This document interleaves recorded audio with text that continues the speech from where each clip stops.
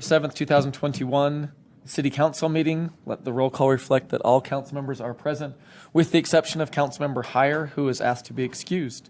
We'll start this evening with a Pledge of Allegiance by Vice Chair White. Chair, Councilmember Heyer is with us today. Oh, sorry. Sorry, I didn't know he was joining us electronically. Councilmember Heyer is here. Please rise if you are able and repeat after me. I pledge allegiance to the flag of the United States of America and to the republic for which it stands, one nation, under God, indivisible, with liberty and justice for all. Thank you. Thank you. We would now ask that you join with us in a moment of silence.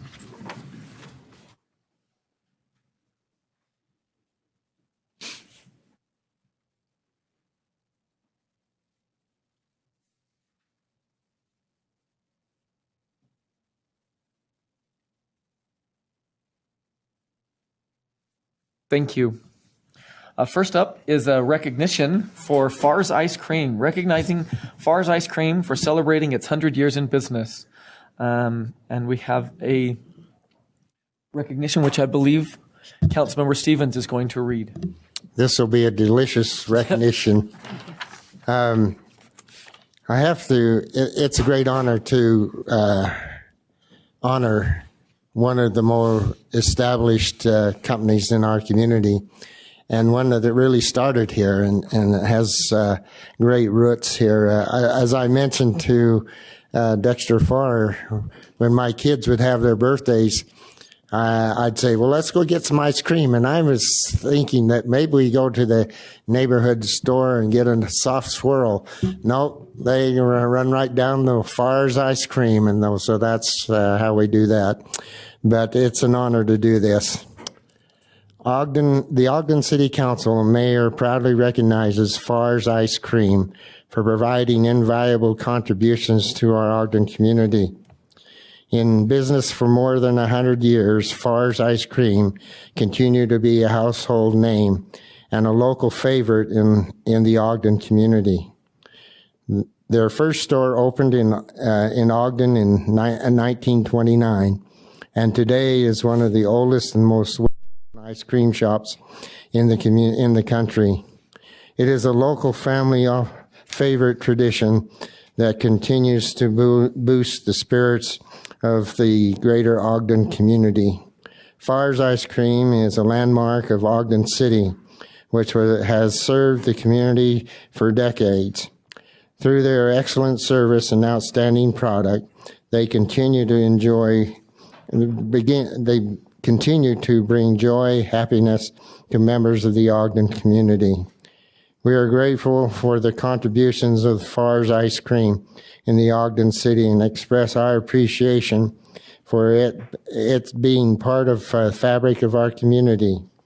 We look forward to the company's continued success and wish them all the best in all their future endeavors. Presented the 7th day of December 2021. There's no action on this, but I do appreciate the opportunity to read that recognition. And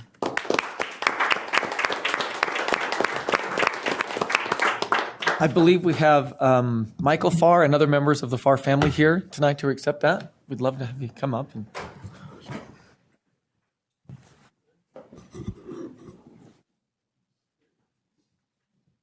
We couldn't do this without you, Dexter.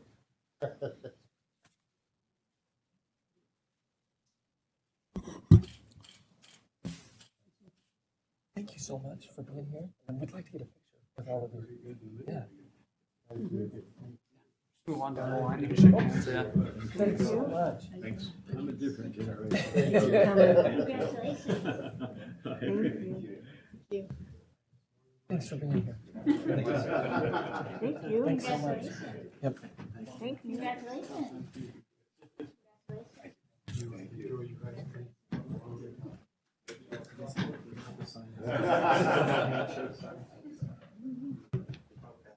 Yeah, if we could use this frame that we're going for right here. There we go. Okay. Council members, find your window. There you go. All right, looking here. 1, 2, 3. 1, 2, 3. 1, 2, 3. Just the first ones. We're good. If you want- Mike is. Mike is perfect. We'd love to hear from you. When you put your stuff there, I thought, oh, he's ready. I wasn't sure you were ready. So. No, we're ready. Good evening, folks. My name is Farr. I'm the president of Aesel Farr and Sons Company. I'm not sure if we're doing the right thing or the wrong thing right now, but we've brought some ice cream treats to express Right our, thing. our That's always the right thing. This is to just say thanks for this recognition. I'm hoping we've got enough for everybody in the room, but we also brought coupons that are good for a free ice cream at the ice cream shop if you would rather not eat it now or if we run out. So my brothers are going to scoot around the room here, I guess, and give you a choice of flavors. I think you can look at vanilla, brownies on the moon, mint chocolate chip, or pralines and cream maybe is what we've got. So they'll, I think they're going to get around here. And I have just a few remarks, if I may. Mayor Caldwell, Chairman Blair, and city council members, as well as members of the Ogden City staff. We're honored to be here. On behalf of Aesel Farr and Sons Company, which is the corporate name that we are known as. On behalf of Far Better Ice Cream, which is our trade name. On behalf of Farr's Ice Cream, which is how many people know us. On behalf of the Farr family, many of whom live in Ogden City. On behalf of my father, Dexter Farr, who ran the business on his own for well over 40 years. On behalf of my brothers, Darren and Nathan, who together with me try to keep running the business.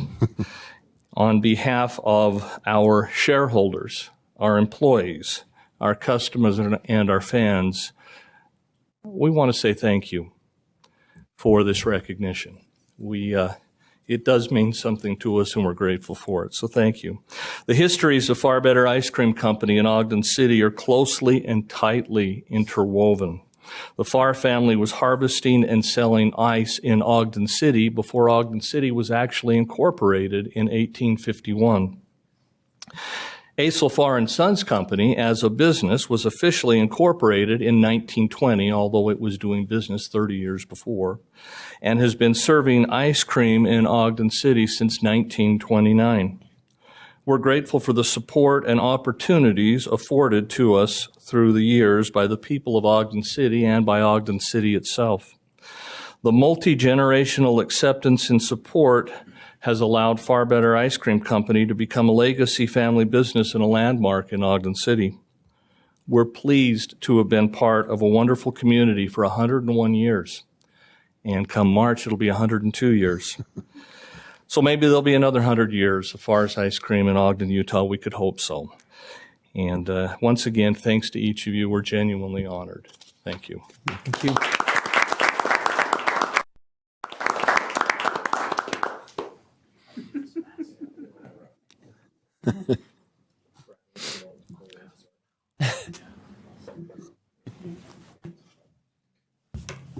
Well, thank you so much for being here. One of the neat things is I think everybody has a Farr's ice cream story. So, and I think everybody in our city has a Farr's ice cream story, but it's been wonderful to have you in our community and for all the things that you've done for our community throughout the years. So thank you both. I'm brownies over the moon or whatever. Yeah. You had brownies. Chair, can I tell a really quick story? I'm originally from Mexico, from Guadalajara, the city of Guadalajara, and when my friends come and visit me, the first place they want us to take them is to Farr's Ice Cream. I'm not kidding. And when we send each other pictures, they send me pictures of Mexican food from Guadalajara that I can't eat here. And I send them pictures of Farr's Ice Cream. Oh, yeah, absolutely. Vanilla, please. Thank you very much. Thank you. Thank you. I'll have the chocolate one. Yeah, Thank you so much. Thank you so much. Chair, don't forget those who are attending electronically. I have a handy for. We took your ice cream. Thank you. Sorry. Thanks for reminding us about your portion. I'll bring him home to you, Rich. If it makes it. Yeah. Okay. Hey, Chair, can I just say real quick? Yeah, please. I'm not going to share my Farr's ice cream story because it's embarrassing. But I was a fan of Farr's ice cream. I mean, I'd be crazy not to be anyway. But just this experience, I am a very loyal Farr's ice cream fan now. I promise you that. That was a class act. Thank you. You guys are class act. I think it's amazing that we have this type of a company that actually originated in Ogden and comes from the families that are stayed here and had contributed to the success of and the future of our city. And so it is a tribute to that type of a company. For sure. I think it's wonderful that where they began and stayed and continued to stay through the different developments downtown and been an anchor to our downtown. So thank you. Okay, I'm ready to turn the time over to somebody else because I want to start. Yeah. Is there any other comments? Everyone's mouth's full, so we're going to move on. I'll stop eating. Yeah. Thank you so much, both for being here tonight and for everything that you do. Next up, we have one item listed under common consent. Everybody clear your throat. The Community and Economic Development Citizen Advisory Committee appointments and reappointments. I'll entertain a motion for that item. Chair, I make a motion that we approve the common consent. Second. Thank you. We have a motion by Councilmember Chaburka and a second by Vice Chair White to approve the item listed under common consent. This is a voice vote. All in favor? Aye. Thank you. Any opposed? That passes. Or either Arlene or Benjamin here. I didn't see either I of don't them. see Arlene. Is Benjamin Hughes? I don't know Benjamin. Nope. Okay. Next up, we have for the alley vacation at 1730 Washington Boulevard, and Barton is on the spot. He's ready. So we'll turn the time over to you. Good evening, Chair Blair and city councilors. I can say in all my years of planning, this is the hardest act I've had to follow. So this is an item to consider: vacation of an alley behind 1730 Washington Boulevard. As you can see, it's a back alley that accesses River Drive, and it's actually a through alley that goes to Adams Street. The alley was created as part of the Riverside Addition and was to serve several homes along the area. These are some photos of the alley as it is now. It was paved at one time. The pavement right now is kind of beat up and in disrepair. Oh, I don't know what happened there. Oh. Somehow, my pictures got skewed. But this is a view of the alley. On the alley serves, it's in between a church lot. There's the church on the west side of the alley, and on the east side there was a parking lot, and the alley separated those two. And this is the north end of the alley. There is a property that looks like it has maybe at some times accesses the alley. But on the east side, it does extend east-west to Adams. I don't know what happened to those pictures. The property on both sides of the alley is zoned commercial. It was used as I mentioned, as a church parking lot on one side and the church on the other. The applicants have assembled properties, including properties on both sides of the alley.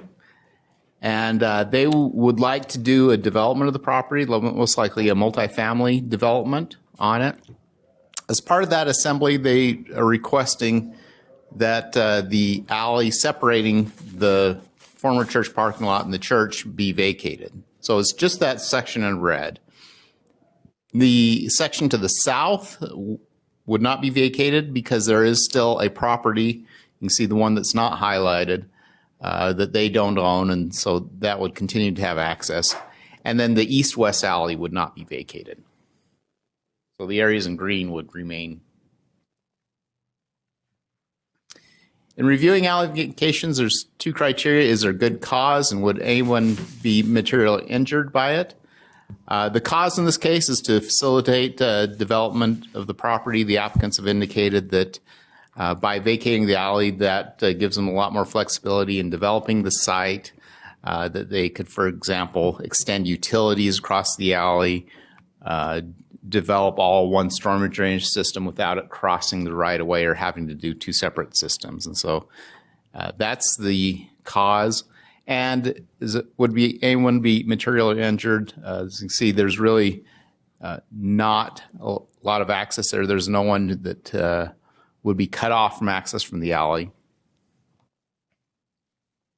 So staff and the Planning Commission have recommended that the City Council approve the requested vacation. That concludes my report.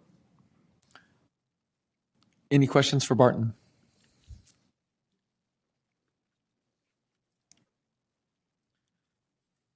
Is the petitioner here? Yes. Would you like to speak? You have the opportunity if you'd like to. Sure. Hello. Hello. So my name's Paul Drubay, and my Far's ice cream story is, to this day, Play-Doh ice cream, still my favorite. Nice. My wife's kind of like, what are you, 4? Same with my daughter. But that's me. So as Barton pointed out, as far as drainage and utilities, that's important to our project. Also, we need to provide screening to develop the area for the surrounding areas. This will allow us to provide proper screening. It also will allow us to better facilitate putting solar above the carports in the parking lot and then tie that back in with the meter that is part of the larger project. But otherwise, I think Barton largely captured what we're trying to accomplish. Does anybody have any questions? Okay. Thank you. Thank you. Okay, this is, so we can go ahead and accept public input on this item.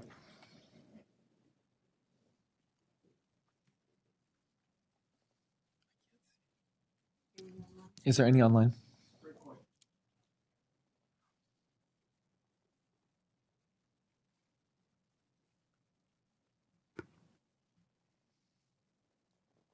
No movement, I move that we close the public hearing. Oh my gosh. Second? Close the public hearing. Whatever she said. Yeah. That's the ice cream talking. Yeah. Okay, thank you. We have a motion by Vice Chair White and a second by Councilmember Chaburka to close the public hearing. This is a voice vote. All in favor? Aye. Any opposed? Aye. Oh, thank you. Any opposed? That passes. Chair, I'll make a motion that we adopt proposed ordinance 2021-58 and thereby allow Barton to eat his ice cream. I second. Thank you. We have a motion by Councilmember Nadolski to adopt proposed ordinance 2021-58 and a second by, I believe, Councilmember Lopez. This is a roll call vote. Councilmember Chaburka? Aye. Councilmember Heyer? Aye. Councilmember Lopez? Aye. Councilmember Nadolski? Aye. Councilmember Stevens? Aye. Vice Chair White? Aye. Chair Blair? Aye. Thank you. That passes. Thank you. Next up, we have reports from Planning Commission. Okay. You're taking this one? Yes, still no ice cream for me. Okay, yeah, still no. Okay. On the Capitol Square project, correct? Correct. Okay, perfect. Okay, so this is a consideration of the Capitol Square mixed-use zone project. So the Capitol Square is in the 2400 block of Monroe. It's the block where there was a former Rite Aid store and Wheelwright Lumber. And there are three requests in this. First is a zone change of the property from the current neighborhood commercial zone to a mixed-use zone. Second is approval of a concept development plan. And then third is actual zoning standards for that mixed-use zone. To get to the general plan, the East Central Community Plan envisioned this as a mixed-use block, as a neighborhood center, something that would serve the surrounding areas.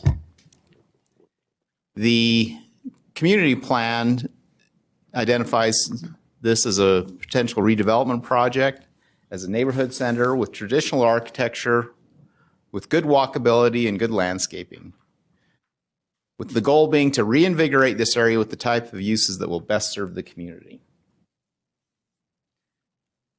It had a potential infill concept, as you can see, multifamily, mixed use, or multi-story development, very urban feel with a lot of walkability. Much of this block has been acquired by the redevelopment agency. The shaded properties there are the redevelopment properties. An important part of this is the BRT, the Ogden Express.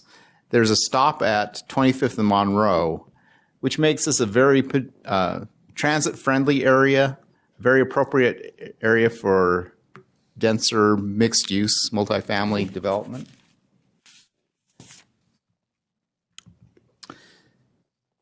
And in coming up with the concept plan, there were several ideas there. One was to create very good pedestrian links in here. Instead of just having one big block, or having streets go through the block to kind of break up the pattern there. The plan includes a pedestrian link, the Capitol Plaza, which would extend east-west through the project, and with potential links beyond that to Lester Park. And this would be a green corridor. There would be emphasis with brownstones and townhomes fronting the park, so this would be a community gathering place as well as a transportation facility, and really define the character of the neighborhood.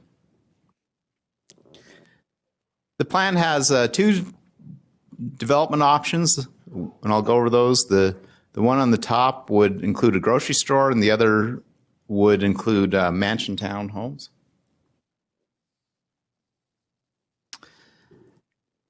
In looking at the development options, we talked about the east-west connectivity. We also noted a need for north-south connectivity through the block so that you could get from a potential grocery store down to the BRT station on 25th Street. And so part of the Planning Commission's recommendations was to create a stronger north-south connection. And there's a couple different concepts of how that could occur. I mentioned the different commercial concepts. One concept, and this is the concept that's preferred by the Planning Commission, is to have an anchor grocery store on 24th Street that would be in the center of the project and provide services not only to residents there, but to surrounding properties. Also include a retail pad, a mixed-use building, which could have ground floor retail space, so a total of 40 to 53,000 square feet of commercial space. In the concept two, which would not have the grocery store, there would still be the opportunity for the ground floor commercial with a neighborhood serving commercial uses. The residential, as I mentioned, the plaza would have townhomes and brownstones facing that with a real good potential for interaction between residents and what's going on the plaza there. include condos, an apartment project, and then upstairs residences in the mixed-use building. If they're not able to get a grocery store in the area, part of the concept was a mansion townhomes there. And the idea would be a large building which would mimic the style of many of the homes in the area, but it actually could be a fourplex or multi-units. Or it could be some sort of stacked units, townhomes. There'd be additional townhomes. And then open space is important part. There's not only the Capitol Plaza, but in the apartment complex, there would be rooftop open spaces and a common green to the north and other areas adjacent to the mixed-use building. So one of the requests would be to rezone the entire block for the mixed-use zone. And the second part would be to actually develop standards which would define the uses that would be allowed. So different kinds of neighborhood retail uses and then the types of residential that would be allowed there. It also set development standards which would set things like parking standards, which would be lower in this area than standard because it is close to transit and it is mixed use. It would have definitions of things like we wouldn't want drive-up windows in here because it's pedestrian friendly. It would allow live-work units in there. It also set architectural standards. We took a good look at the surrounding architecture, and there's just a real rich variety of architecture, many prairie school style multifamily units there, arts and crafts units, Victorian eclectic buildings there. And so we would set that the development would have to meet standards or modern interpretations of those designs.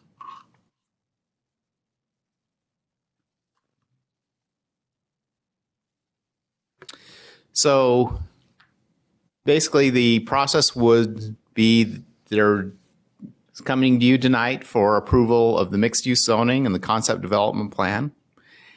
And then the redevelopment agency would negotiate with individual developers to develop different phases.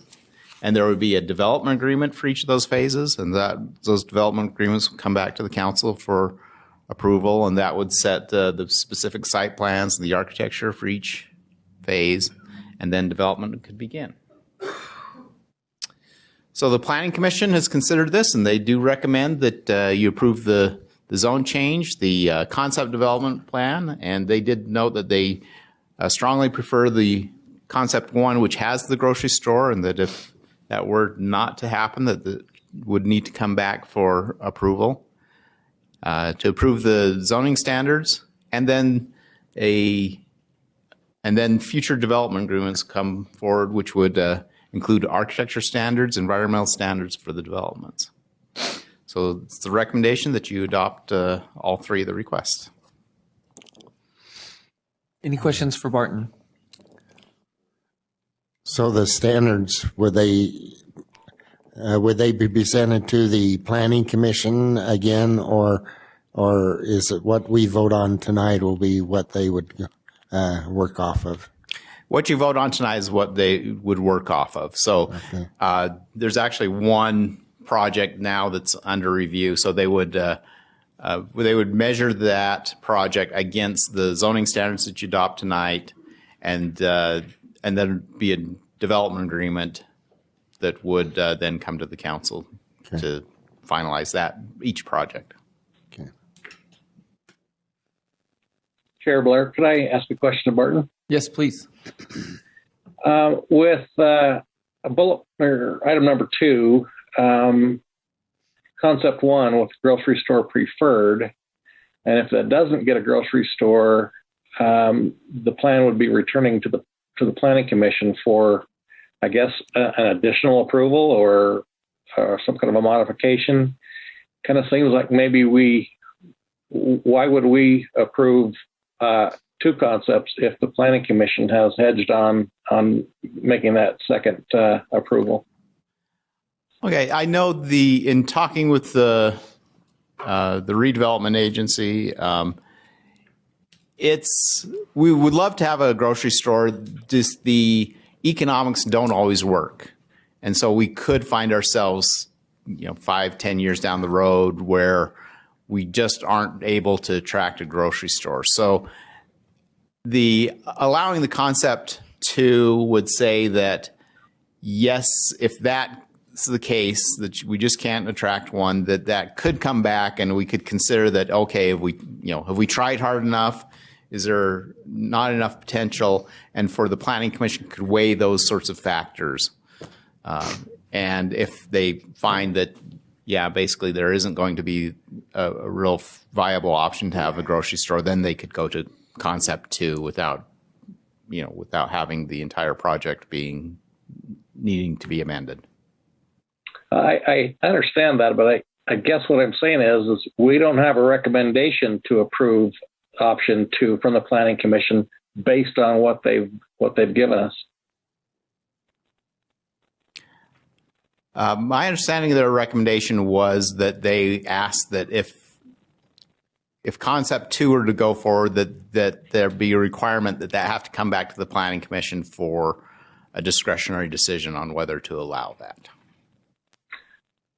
I guess maybe we're not saying the same thing. But my point still kind of remains that then we would be deferring to the Planning Commission to make a decision for us. Yes, that was the Planning Commission's recommendation. They were recommending that if there wasn't a grocery store, that it would have to come back to the Planning Commission for a decision. The council could certainly say that it has to return to the council if not included. Yeah, I fully understand that, we don't get to say, what grocery store we might get or if we get one. But I kind of think that, it is a highly desirable thing. And, I think I would kind of be along that same line too. I'd like to see it again. If it's not able to get a grocery store after the Planning Commission has reviewed it again.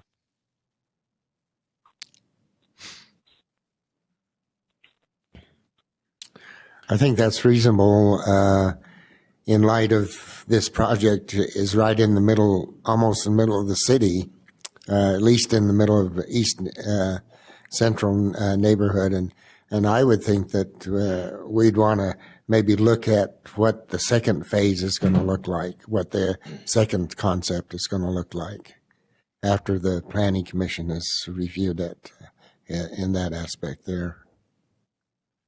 I don't know how you would do that. Greg, would we have to make a amendment to it or what? Yeah, I think if you wanted to go that way, you could just make a motion to approve the concept plan with the stipulation that if concept 1 is not going to happen, that it would have to come back to the council for approval. All right.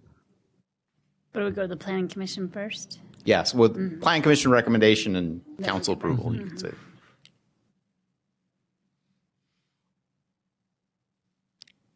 Yeah, I think that's a great point, Councilmember Heyer. Thanks for bringing that up.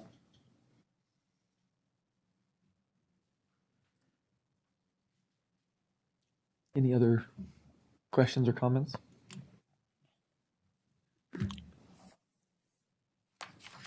Okay. This one is not a public hearing, so. Receiving public. Oh, yes, we are, yes. Can I just clarify something? Yes, please. The requirement to go back to the Planning Commission is not in the ordinance, so it's not required that the concept 2 go back to the Planning Commission. That's just what they requested in their recommendation that they want to see it before it's decided to go to concept 2.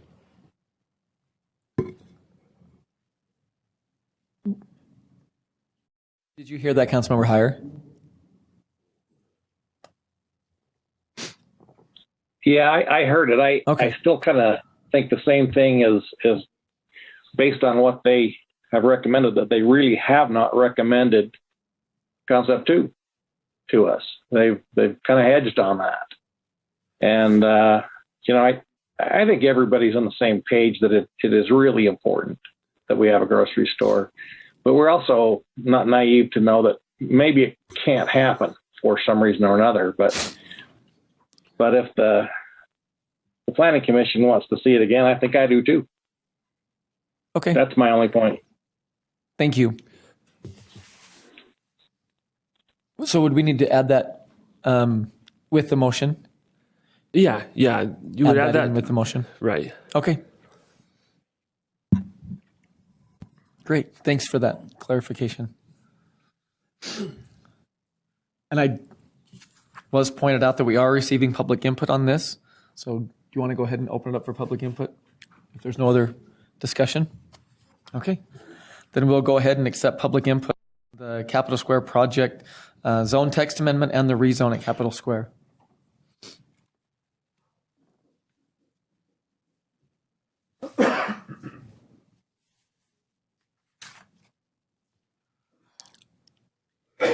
My name's Teresa Bramwell. I own the property at 2526 Monroe. My concern about this neighborhood and this project is that the idea of mixed use means poor people. There's nothing in this neighborhood right now except for poor people and people on public assistance. So if you want to create something that includes more diversity or mixed use, which you imply, you need to bring rich people into this neighborhood because there's nothing but crime and poor people right now. And why is anybody going to want to live here? This thing that you're building, what's here? Just some buildings? Is there a gym? Is there a swimming pool? Is there anything other than just an apartment? That's my concern. I have lived through a lot of crime. I'm tired of it. I would like to have some safety and some security and some diversity in a positive direction in this neighborhood.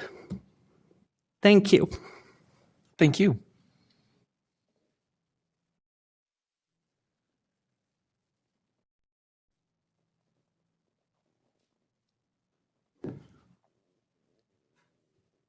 Seeing no other movement in the chambers, we have a couple hands raised online. So I'll go ahead and take the first one.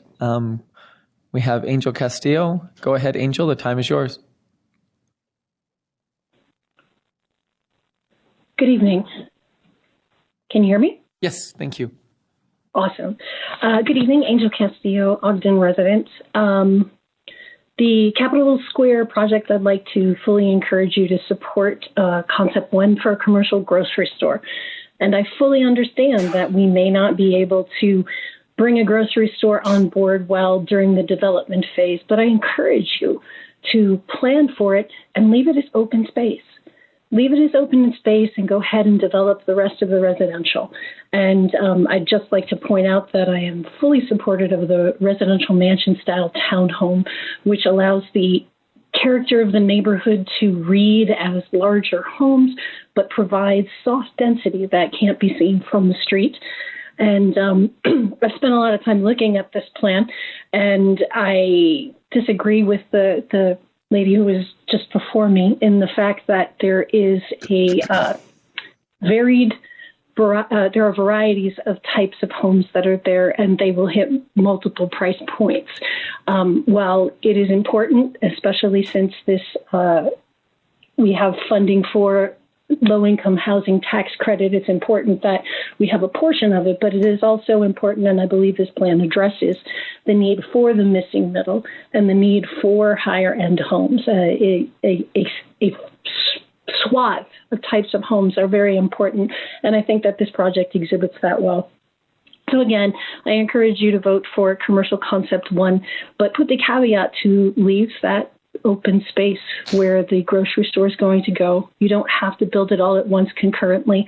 All you have to do is take a look at our rising prices for homes and realize that if it's not feasible in the next 2 years, it will most definitely be so in the next 6 or 7 years as incomes rise around that area, and there will be plenty of people to support that grocery store.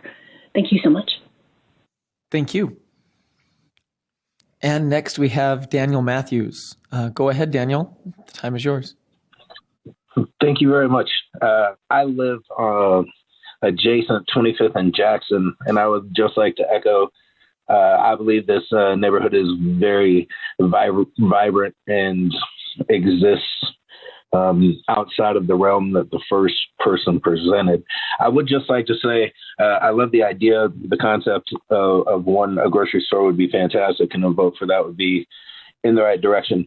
One thing that I am concerned of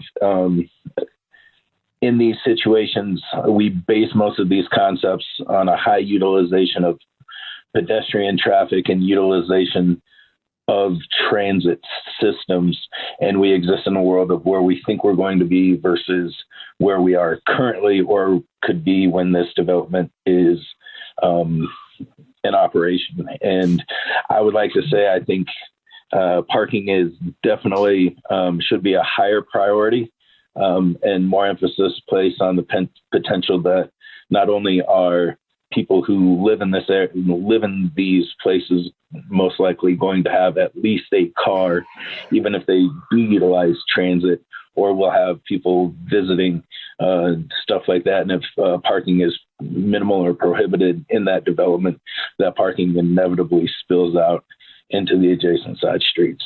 But I think this is a wonderful idea. This neighborhood needs something more than an empty field, and I think the concepts and where the city is going on this is in the right direction. I also think that there should be a consideration for the people who do currently live in the area, who, as Angel pointed out, might be reliant on subsidized living situations, and see whatever options can be done for that. Thank you very much for your time. I really appreciate it. Thank you.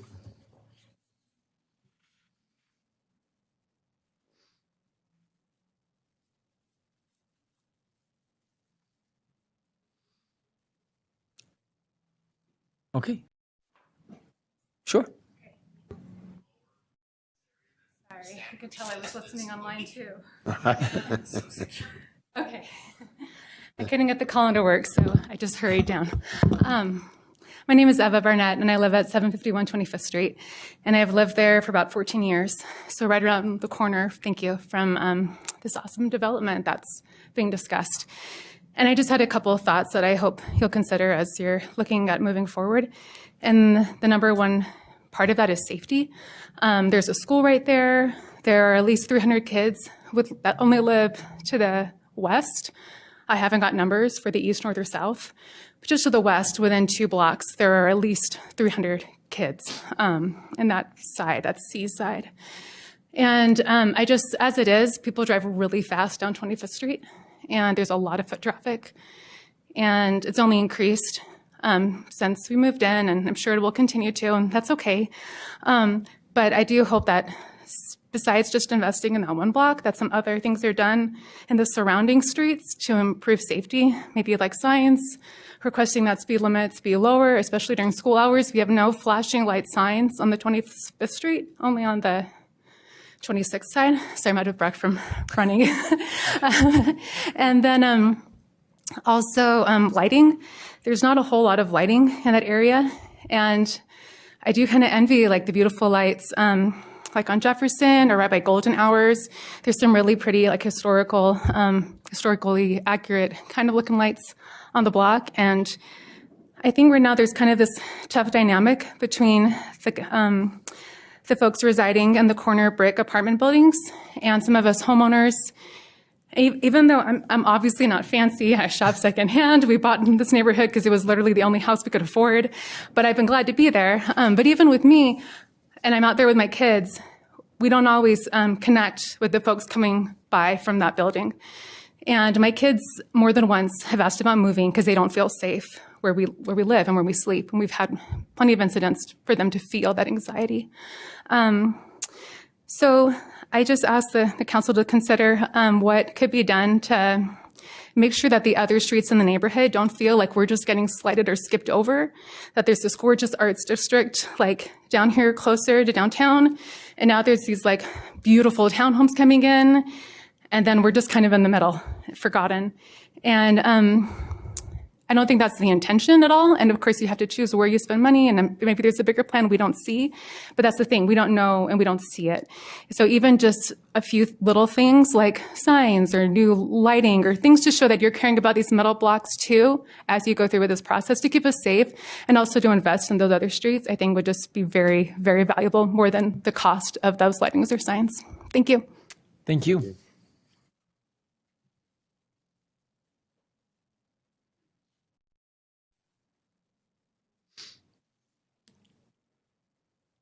Okay, seeing no other comments in the chambers or online, any further discussion from council members?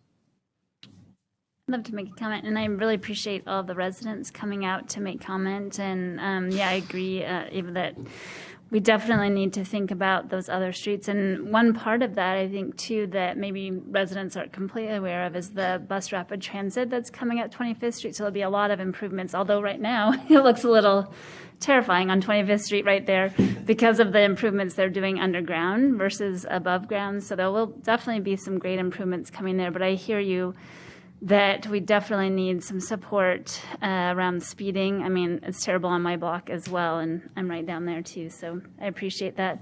And I appreciate the sentiments of the other resident too. And that's one of the reasons I actually really love this development plan in particular, is because of the variety of housing types, much like Angel said on the phone. You know, I really support having the low income included in the plan, as well as the other varieties of housing, and totally support the grocery store discussion as well. So thank you. Can I make a comment too, Chair? I think the comments that were shared from especially the residents there, are very real. The concerns of safety and wanting to know how this fits into the future of the surrounding areas too. And one thing that I maybe we fail to talk about when we consider these big projects is I guess there's sort of a strategy or an approach to development in the community. And one of those things is if there's an area that needs attention and we just do little things here and there, it's going to take us a really long time to amass like a critical mass. And you need the critical mass to help a neighborhood thrive. And so part of what we do in other areas, and we've seen it succeed in other areas, and especially in our downtown core, is making an investment in a collective spot that kind of gathers up all of that momentum and puts it into one place, and it's proven that it spreads the momentum and the progress for a neighborhood. And so I know that we can't say specifically what is going to happen next for the neighboring streets. I know that putting this kind of investment and attention in one specific area certainly brings more investment immediately adjacent, first and foremost. And so, I don't know, I would feel kind of comforted that this kind of an opportunity is going so nearby, because I would think that you would be so proximal to a brighter future as our hope. That's where my mind's at when we're considering this, and especially when I hear that feedback. I can't imagine my kids coming home and saying, we need to move multiple times because of real experiences that they had. The kind of experiences I can see you have had and feel for years. Many, many, right? 100. So I hope this is the right decision to get to exactly what you're feeling, because that's what we would certainly hope for you. Well said. Thank you. I should just say, yeah, I live there in that neighborhood too. So Yeah, true. Chair, I think I noted 3 topics that we could maybe have someone explain. Number one, the price point or the types of homes that are going into there, to give us an idea of the level of the pricing that they have. The other one is parking, and then the lighting. How is the lighting going to be in that area? I don't know if we're at this point to discuss these things, but it seems like the residents have brought some of those issues up. So I don't know who would cover that. Who would? Oh, I see. Probably somebody Brandon. Looks like Brandon. Brandon Cooper. I think I'll cover 2 of those, and maybe he can do the housing price points if you could do that. Parking. So because it's a near transit and it's a downtown, it's a really good spot for other modes of travel. We've set a parking standard of 1 space per residential dwelling unit, and for commercial between 1 space per 300 and 1 space per 500. And so there will be a minimum standard that they have to provide that, but we're very cognizant not to go overboard, because we want to encourage residents here to take advantage of the transit to go shopping at the grocery store that's right there. Lighting will require a lighting plan with every development. We want to not impact the neighbors. We want it preferably to be, dark sky compliant, but we would require a specific lighting plan for each development to light all the public spaces, have lights on the sidewalk and all those. Is that also on 25th and maybe Monroe that would increase the capacity of the lighting? Yes. Would they? Okay. Yeah, I mean, we'll be talking about lighting on the private property. We haven't discussed increasing the street lights on that area, the street luminaires. Okay.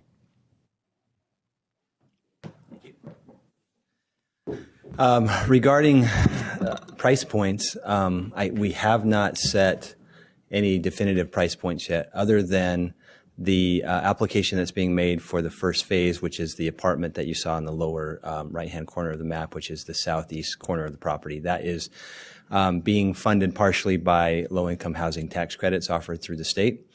Our general goal in the CED department is to facilitate a variety of housing types across the spectrum of affordability.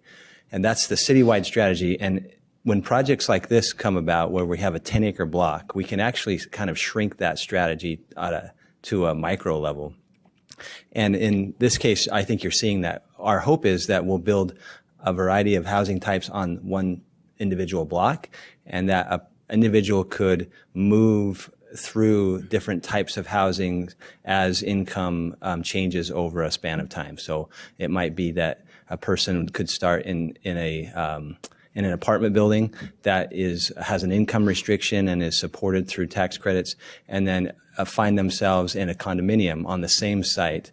And that really builds roots in a community and in a neighborhood. It allows a person to locate in a neighborhood, get rooted in a neighborhood, and then grow in different types of housing, all in the same neighborhood. So that's kind of the strategy generally, and we hope to see that happen on a micro level at this project. Brandon, can I ask you one question? A long time back, you talked about that strategy before in other parts of our community. I think it was Imagine Jefferson, or anyway, another project in the past. Mm-hmm.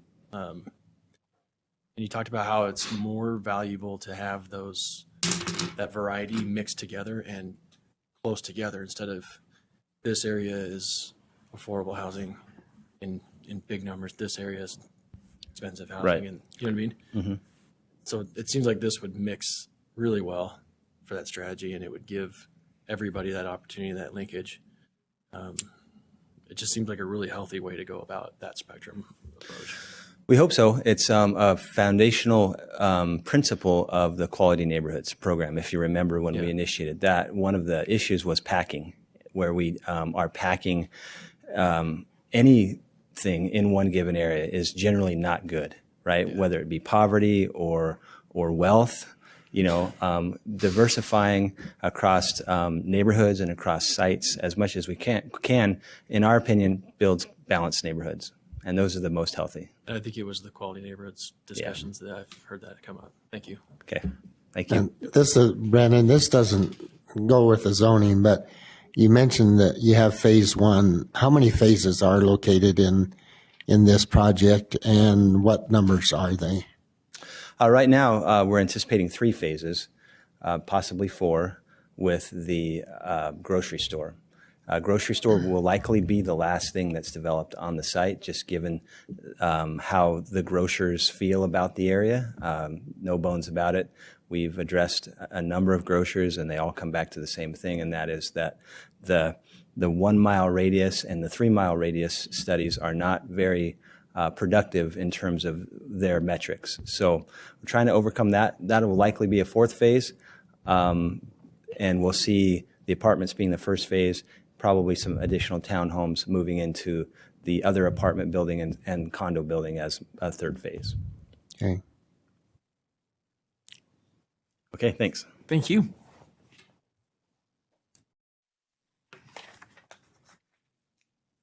So I just have a clarifying question. Since we have to do both the zone text amendment, the rezone, which one of those would have the caveat that Councilmember Heyer was talking about? Would both of them? Yeah, so that's an interesting point. Neither ordinances say anything about the concept plans themselves, and so it's a little unclear exactly how that would be adopted. Might be something we want to ask legal about, because we have 2 ordinances. One's for a zone text amendment, and the other one is for a rezone. And then beyond that, the mechanism for approving, it's unclear what the mechanism is to approve the concept plans. So we have to table or extend or something? I'm just asking. Yeah, I mean, in my opinion, it would probably be to extend or table. I guess either one would work, depending on what information and how fast we can get it back from the administration. Yeah, the mixed use ordinance talks about approving a concept development plan, and so I would think you would approve it the same way you would approve a site plan that would come to you. So I believe it would be just a motion to approve it, and that having it come back to the council, it'd be part of the concept development plan that just like the concept development plan says there should be this many units, this, the walkway, a plaza, part of that concept development plan would be that if you use concept 2, that it comes back to council. But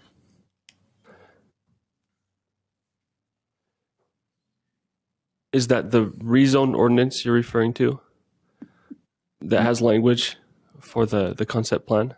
The existing mixed use ordinance that's already in place that says that part of the requirement is that you do a concept development plan. Okay.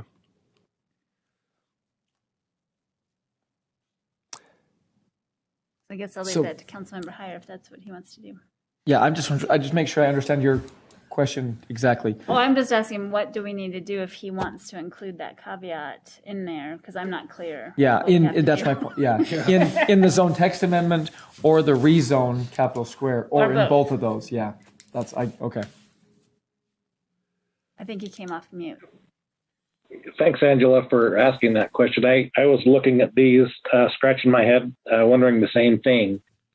And I don't know. It sort of sounded like when I asked the question that it wasn't even really their intention to take it back to the Planning Commission if it didn't, if they didn't get a grocery store, because it wasn't in the ordinance. So I'm kind of wondering if maybe we ought to, if that's the desire of the council. I'm only speaking for myself. I just think that it's a pretty important piece of that whole puzzle. But I do understand what Brandon said, that we can't handcuff them and bring them in and do that. So, but I would like to see it again if they're going to go with option 2.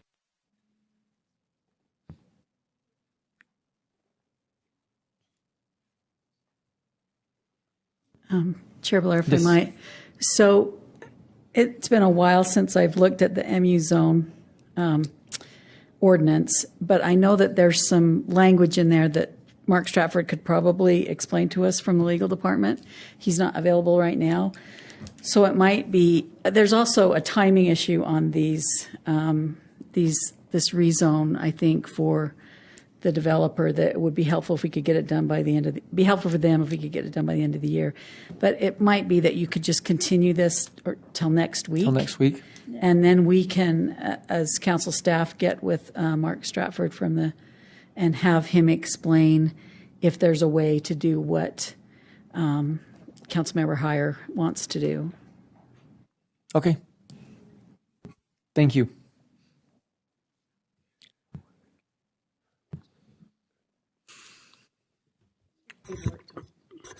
Continue it, yeah. Continue. So, since it's a date certain, you'd probably want to table it for next week.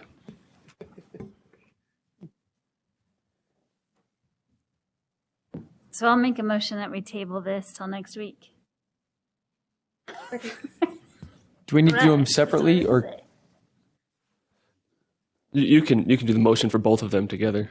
Yeah. I motion that we table both of these items for next week. So that we can get clarification on the MU zone. Yeah. I think we have to say that, why we're tabling. So are you asking to amend my motion? Yes, please. Okay, let me do a do-over. I motion that we table both of these items, proposed ordinance 2021-59 and 60, so we can understand better the MU policy. So next week. Second. Thank you.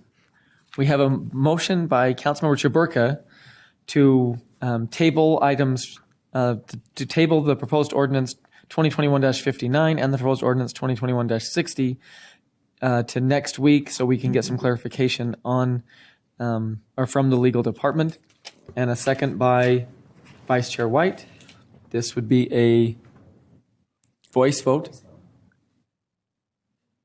All in favor? Aye. Aye. Any opposed? That passes. Thank you, and then we'll just pick that up next week. Thank you. Okay, something much less complicated. Prohibiting painted brick in the Are you central. sure about that? Yeah. In certain East Central zones, and we have Greg Montgomery here.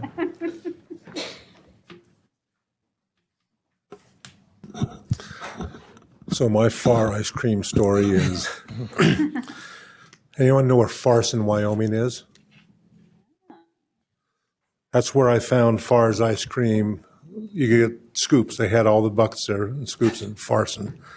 It's a little grocery store that's between Rock Springs and Pinedale in the middle of the prairie.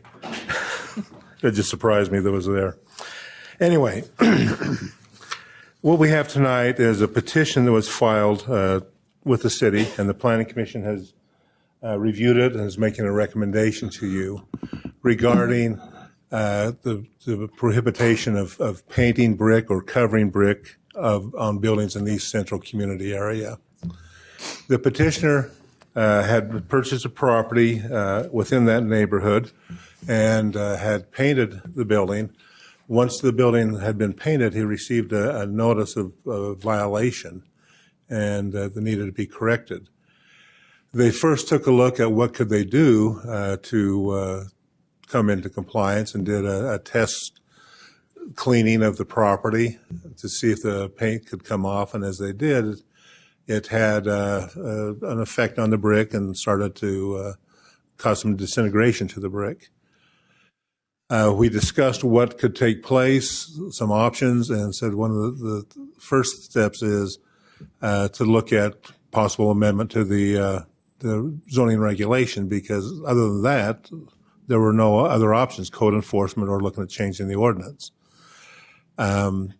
so we took a look at that, and the petitioner filed a petition, and that petition is now before you. So to give you a little background of this, because this is a very unique section of town, and as you drive around town, you'll see lots of areas where people have painted homes, brick homes. The uniqueness of this area is that in 2005 it was put on the National Register of Historic Places, and this was the area between 20th and 30th Adams to Harrison, called the Central Bench National Historic District. And the reason we had encouraged this to be placed on the register and had gone through the process to have it placed on the register was to provide opportunities for the homeowners in those areas to take advantage of federal tax credits in renovating those homes. Again, these are older homes, a lot of different variety of housing styles and architecture, and one of the first neighborhoods in Ogden. And we felt these types of incentives, along with some of the programs the city does in itself, provides opportunities for homeowners to renovate and restore their homes. And that National Register is part of that whole process. At the same time, in 2009, 2010, we did the East Central Community Plan. And the output that came from those community meetings was that same feeling of preservation of the historic character of this area.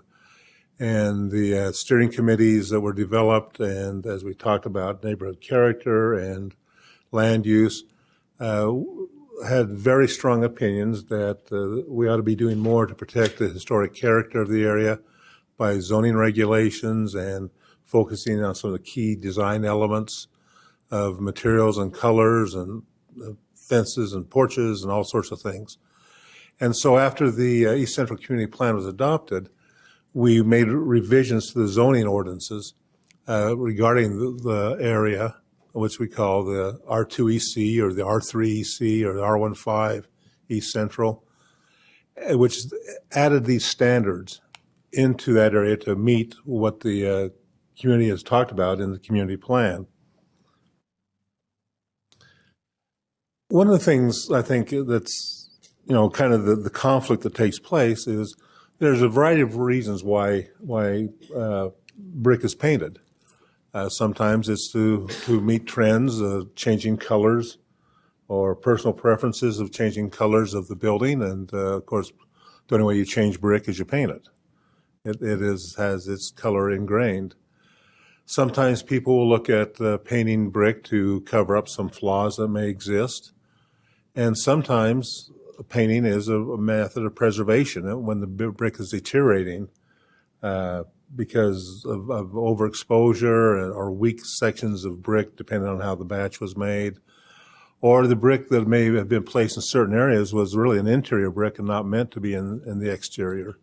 And the paint is the way to preserve it. So there's a variety of reasons why painting and why people choose to do that. At the same time, the concern in East Central is if the historic character of the neighborhood is important, that painting the brick changes the character of the texture. No longer do you discern the differences of colors between mortar and brick. And those contrasts are important in the architectural style when you're using brick. Sometimes if it's not done right and use the right type of paint, it can speed the deterioration of the brick. Again, when you're talking about historic preservation, that's a concern. And overall, it then just adds an additional maintenance that may not have been needed there because paint peels and you've got to repaint it. So now you've added a larger surface area that you've got to repaint to maintain the appearance of the property. The other concern that we had and why the regulation is in place that in terms of federal tax credits, if the building was painted after it was on the register, it's not eligible to receive those tax credits. So those are some of the concerns why, in addition to the community concern when we went through the East Central Plan, why we had those additional regulations in place regarding the East Central area and painting brick. When this was placed on the register, this area, this is the analysis of the exterior types of material used in the area. 56% were brick exteriors, 12% wood, 6% stucco, 7% asbestos, and aluminum 16%. We did an analysis of two areas, those areas shown in the red dashed, to kind of get an idea of what is the character when the petition was filed, because one of the things that the petitioner had mentioned is he looked at the properties to the east and west of him, and they were painted, so there was really no clear understanding that, well, that's not allowed because other houses in the area were painted. And we looked and we noticed that 25% on an average of those two areas we looked at had the brick homes painted. By that same number, 75% didn't. So the majority still did not have the paint on the brick. But again, there were these conflicting ideas out there of what had happened in the past and what we're trying to accomplish with the regulations that took place in 2010. So when the Planning Commission considered the petition, and the petition was filed on May 19th, so in the first Planning Commission meeting on July 7th, we held the public hearing to consider the request to make amendment to the regulation. The Commission asked that after they heard the input that it be tabled to have a work session. That work session was held on August 18th. At that work session, there was some initial discussion, and then October 5th was the Planning Commission's public hearing on the petition. That August 18th meeting was to talk about receiving more information about paint removal, its costs, and the ability to remove paint. And also was brought up in the July Planning Commission meeting was the fact that we had some conflicting things or didn't have quite accurate information in some of the city's websites. And so the Planning Commission also wanted to explore, okay, what are better ways we can explain our present regulations other than just the zoning ordinance, because a lot of people will look at other sources rather than read a zoning ordinance. I know Councilman Nadowski loves to read the zoning ordinance at nighttime, but you know, people just aren't used to that. And so what are some other ways we can help people understand some of the regulations that may exist in the city? And those were the things that were discussed at the Planning Commission meeting. One of the things discussed about the paint removal was it is a very costly undertaking. To do it right, I mean, you could do a quick sandblasting and take the paint off, and then you ruin the brick, and it does not do any good. Or you do it many of the different ways that are out there, but they're very costly. And so the Commission looked at those types of things and the costs and the ability that happens in trying to remove paint. And we talked about those properties that had received notices and had been able to remove paint, and this property that the petitioner had filed on, and their experience in trying to remove the paint. And those are part of the discussions that took place in that work session. So when we came to the October meeting, we presented the Commission a couple of different things. First of all, we tried to identify what changes we had made because of the things brought up in the July and then the August Planning Commission meeting. So we made 3 changes to our information items. We clarified that in the website where we talk about how to beautify Ogden, changing the language about putting on a fresh coat of paint and changing that language to painting those areas that had already been painted and putting on a fresh coat of that. So it's not saying just put paint on anything and that's beautifying, but to clarify that it's repainting those things that had been painted before.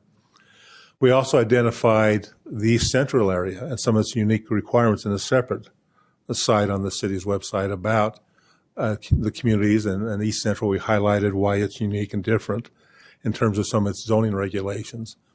And then we clarified also that in the building permit section that just because a building permit may not be required, it does not remove the obligation of conforming to zoning regulations, because not all zoning regulations require permits. And we clarified that here are some items, for example, installing fences, or accessory buildings of a certain size, and even some things as painting in the East Central community.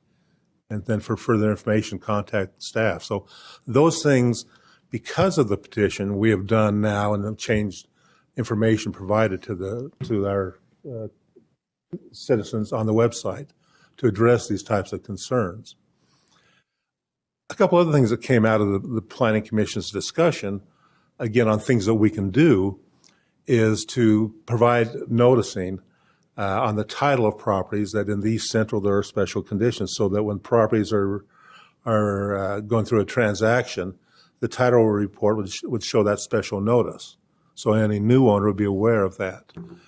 Also, recording certificates on the properties of grandfather rights they have, and maybe recording the certificates of those properties that have been painted or in violation.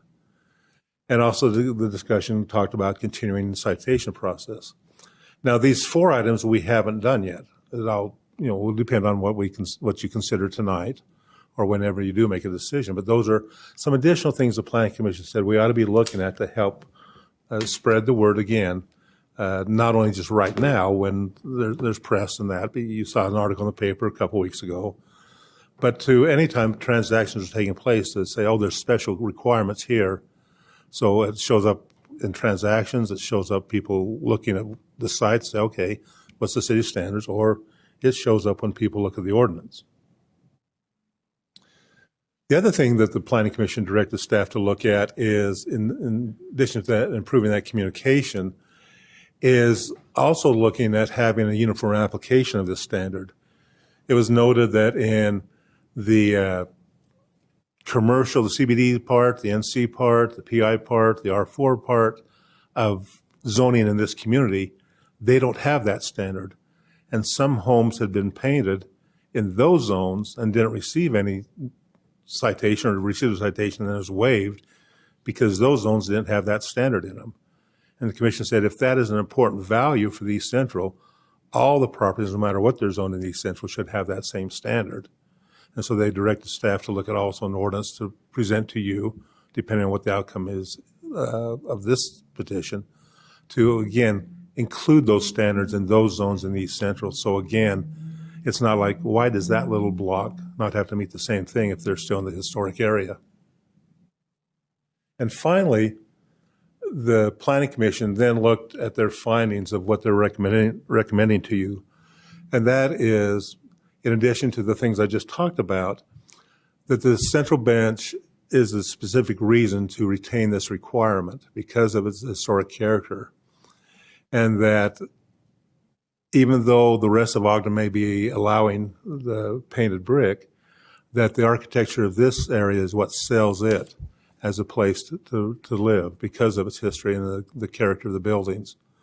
And so retaining that is an important aspect.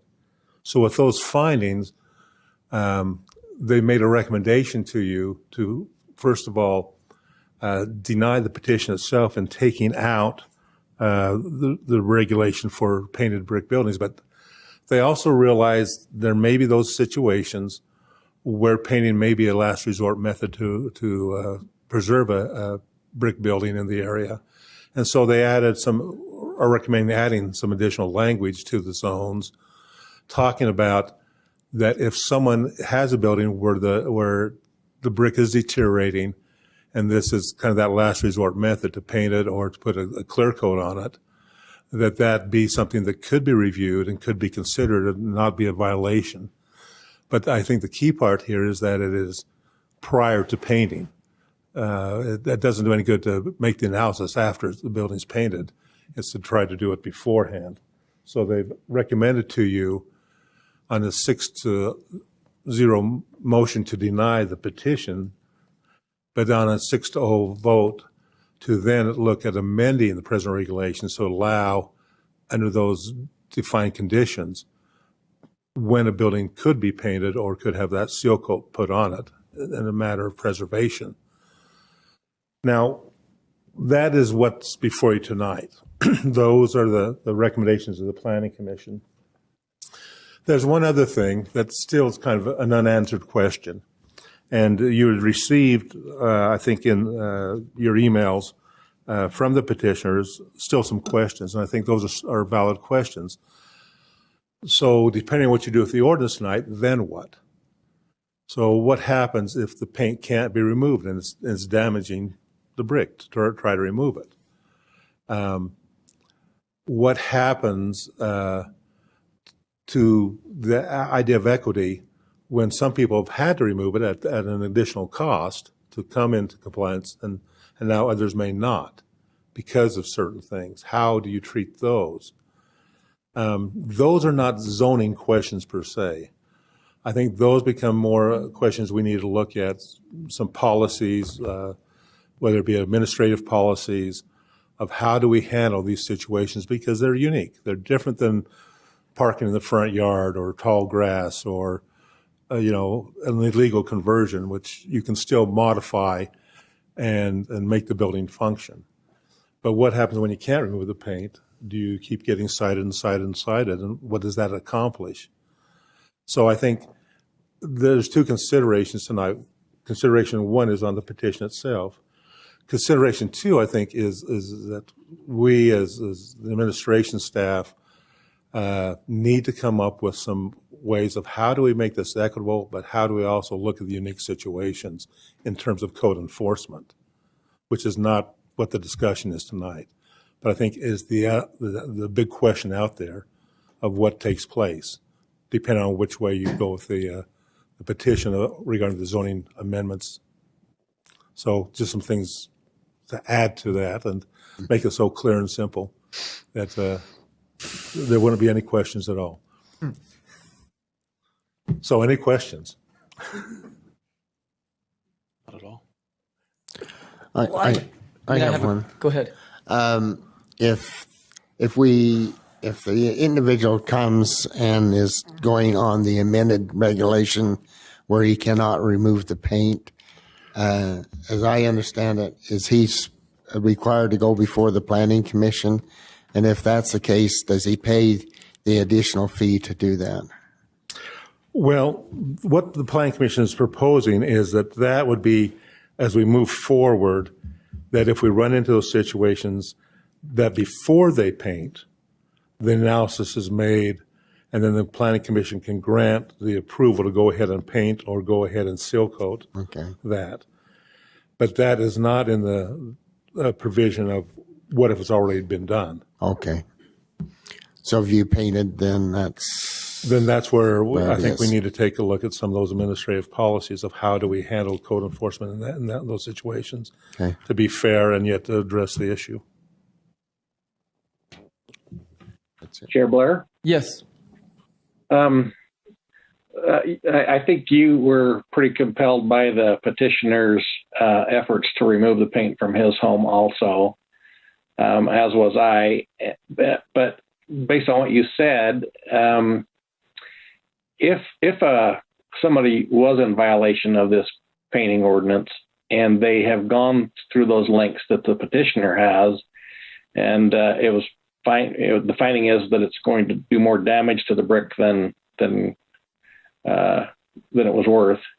Who would be the reviewing body? Would it? I guess you're saying it wouldn't necessarily be the planning commission, but could it be landmarks or someone like that could say, well, yeah, I think we would rather have painted brick that was painted the same color as the brick rather than damaged brick?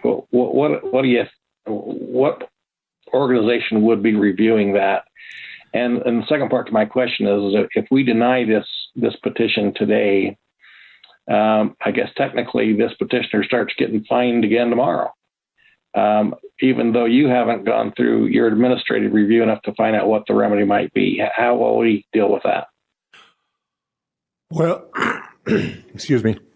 I think because of what we brought up, and if the petition is denied, I still think we have a time frame of not requiring a fine as we look at what are the appropriate processes we ought to do administratively to handle code enforcement. And then if it requires some other ordinance changes, not zoning ordinance changes, but other ordinance changes, then that would come back to the council for those ordinance changes if they're required. And so what I'm suggesting is that you act on the petition tonight regarding the request one way or another, and then depending which way you act on that, if it is that to deny the request, then we work as administration and staff to look at code enforcement and what are some ways to handle these unique situations, and not issue the fines. We still would issue notice of violations if someone paints, but not issue the fine until we've got a clear process of how we're going to treat them in a manner. And is that review going to be a staff-only review to make those analyses? Or is that something that's a blend of where we add some additional requirements? Those are things that we need to discuss, and I don't know that we've got a clear answer to that. Thank you. That was somewhat helpful, but not completely. But not completely. Because I don't have a complete answer on that either. I agree. I was just trying to get, if I just so I can remember this. On behalf of the petitioner, as you said, he did look around, and there were homes around him painted. Correct. Right? And I believe he called to ask if he needed a permit. Correct. And he was told he didn't need a permit. Correct. So I do feel sympathetic to him about, and then he went through this whole process based on, yours and the Planning Commission's recommendation to, hey, go through this, even though based by his own admission, he felt like it was probably futile. I mean, he wasn't sure it would even pass anyway, but he still went through it. So yeah, I agree. I really sympathize with the petitioner on this one, because it's hard to look around and see other people have done it. It's hard to look around, or to feel like you've gone through the steps. And yeah, I understand that those steps have been somewhat taken care of now, but that still doesn't help him in his situation. And yeah, it's a unique situation that it's actually more damaging now to remove it. So yeah, because at the same time frame, a house just around the corner received citation and they cleaned the brick off. So. Yeah, it's very unique, and I don't know the steps they took to paint it though either. I mean, I don't know if they went through the process of doing their research, asking around, or if they just painted. They just painted. Yeah, exactly. So, I understand the fairness issue, but on the other side, I don't think I fully believe that the petitioner was acting without going through the proper channels. So. I don't know. It's a hard one. Any other questions for Greg? The petitioner is here. We can allow him to speak also.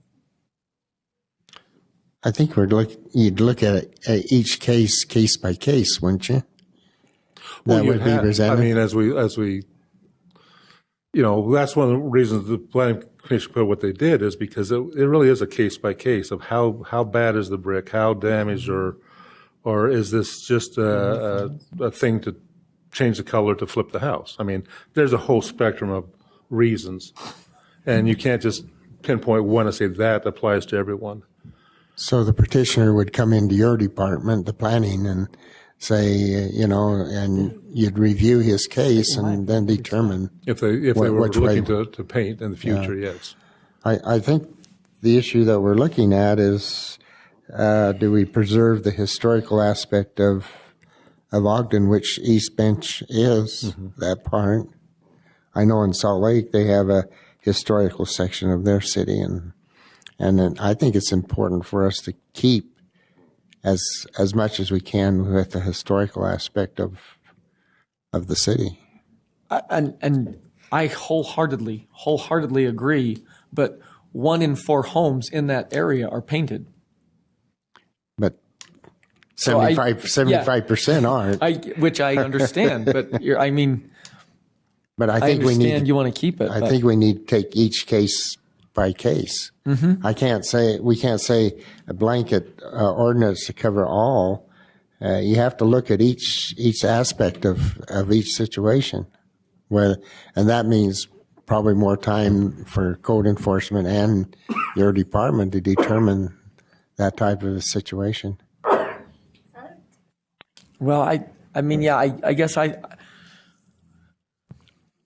excluding the petitioner, because I feel like that's a unique situation. He's a unique situation. I feel like, yeah, you need a certain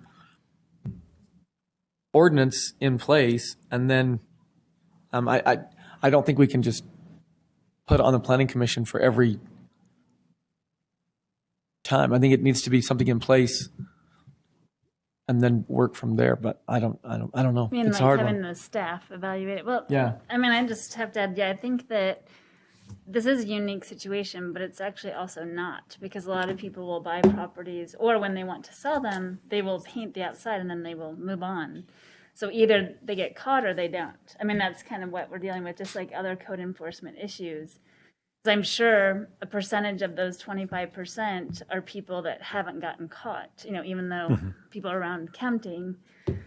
So I think that's also the issue, is just the way that we go about our code enforcement is not equitable in any way, right? There's no way that it's equitable, because it's about who gets caught. It's not about code enforcement is out looking at every single house for all different things in the entire city overall. So, I mean, it's hard to talk about equity when the policy is not equitable. Good point. I don't think we can go back and correct what has happened before. That's happened. Those homes are painted, but we need to look, see what's going to happen moving forward. And I think that's a starting point, is how do we regulate this type of a situation moving forward? We can correct what we've done in the past by step, by case, but that they're already painted. That's what it is. But moving forward, I think is the issue that we're looking at. This will happen again. I mean, I guess that's what I'm saying. No matter what policy we put into place right now, someone will paint it without knowing, or go through a process or not, and then some people will get caught and other people won't. Yeah. I'm not just throwing up my hands. I'm just trying to point out that it's very challenging.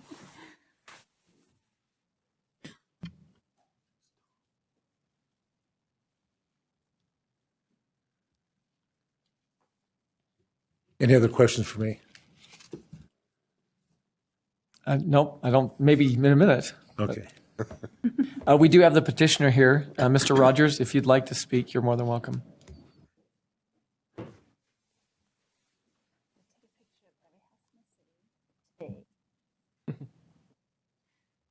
Hello, I'm Brett Rogers, 2705 North Mountain Road. Been kind of interesting 9 months for me. Anyway, I painted the house. I went through all the steps. You guys got the email we talked about. I was just trying to make the house look nice. The brick was really just haggard. I didn't know anything about it, so we painted it. And man, I wish I wouldn't have painted that house. But anyway, we tried all the avenues to get it off, and that's why I want to thank Greg. He's done a ton for us to try to help us out on this. Like you say, all the work that they've done with the website and everything now, I really do think the things that Greg and his department have done is really going to reduce the painting of the houses. Because one of the big things is on the website is, how do you make Ogden beautiful again, is what it said. And it was paint the house, and so that's kind of, you guys got that email, I'm sure, and all read it. So I kind of just want to just say that I didn't mean any harm on any of this. I didn't know the code. I guess I do know now to look into zoning for stuff. I didn't know that stuff. I'm kind of new, I just want to apologize for everything on all that. But thank you for you guys' time. I appreciate it. Thank you. Thank you.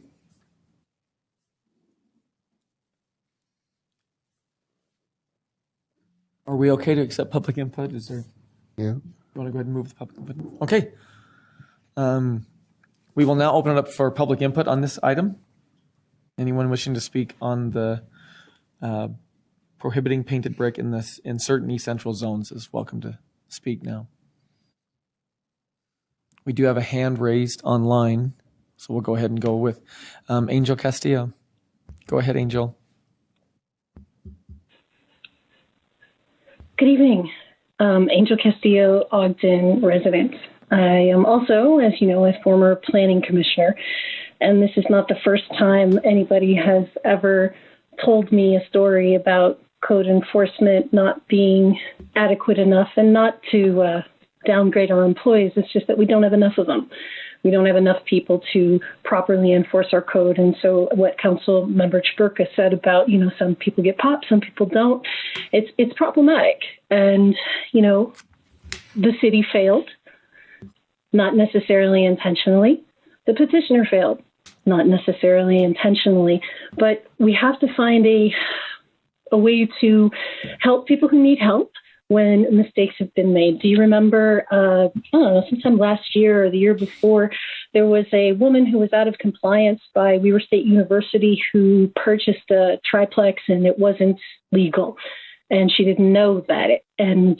She was sort of in this trap of, what am I going to do? I bought it as an investment and it's not legal and the zoning isn't proper. We found a way to allow her to let those tenants stay there. And, what I think we should be exploring is deed recording and loan assistance to help people come into compliance. If people can't come into compliance right away, that it gets recorded on the deed. And then we do what other cities do with the buyer has to perform on these things when they purchase the home, or it's a tricky place to be.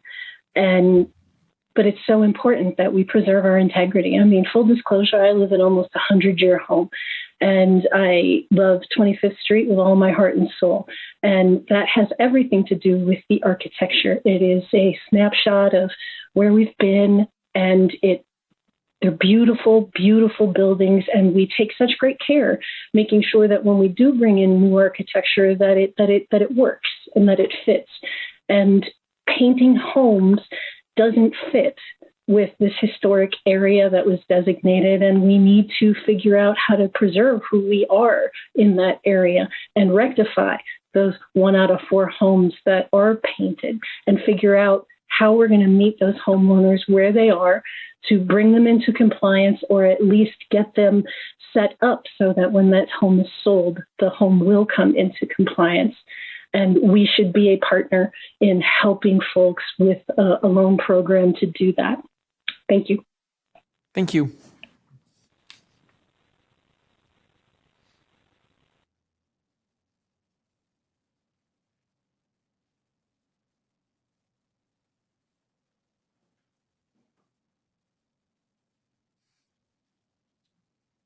Hi, Eva Barnett, 751 25th Street. I agree that, hope you can hear me.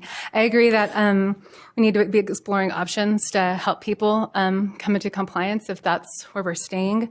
I know when I bought our home, I didn't know about this, and I was so sick of the brick on the front being different colors because they were all just brick, but different kinds of bricks had been used, and they were all mismatched.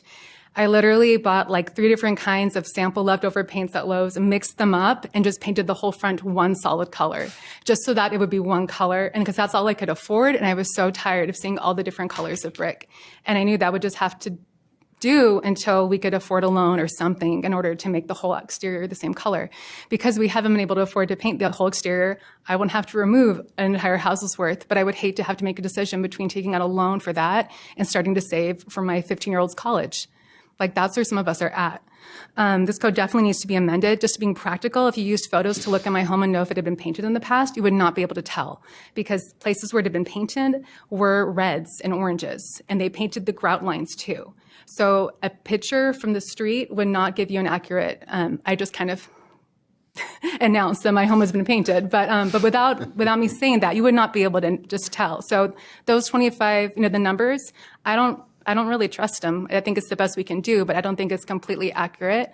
And as far as the historicalness. I love the architecture of 25th Street. I love the character, but I've never said, I love that the houses are all brick.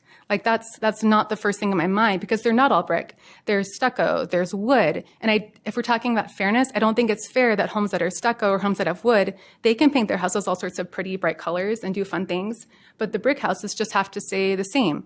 Because when we talk about new developments like today, you saw beautiful drawings that had a combination. There was brick, but there was also some tan or some cream, even I have friends on Jefferson have beautiful homes with brick and other colors, but the brick is painted. I mean, the Monarch is painted. And so I think it gets a little crazy when we start talking about historical colors and you're talking about a home that's 100 years old.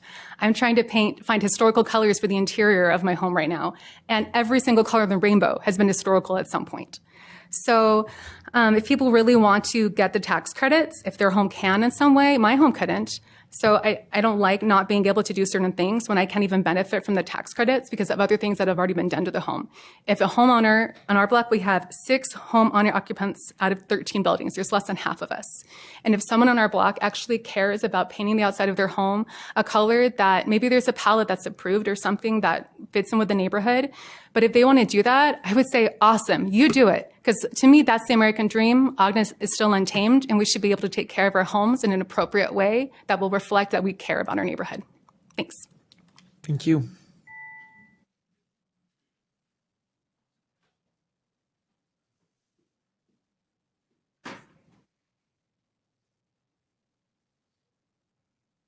Okay. Seeing no other public input, I would open it up for discussion or motion.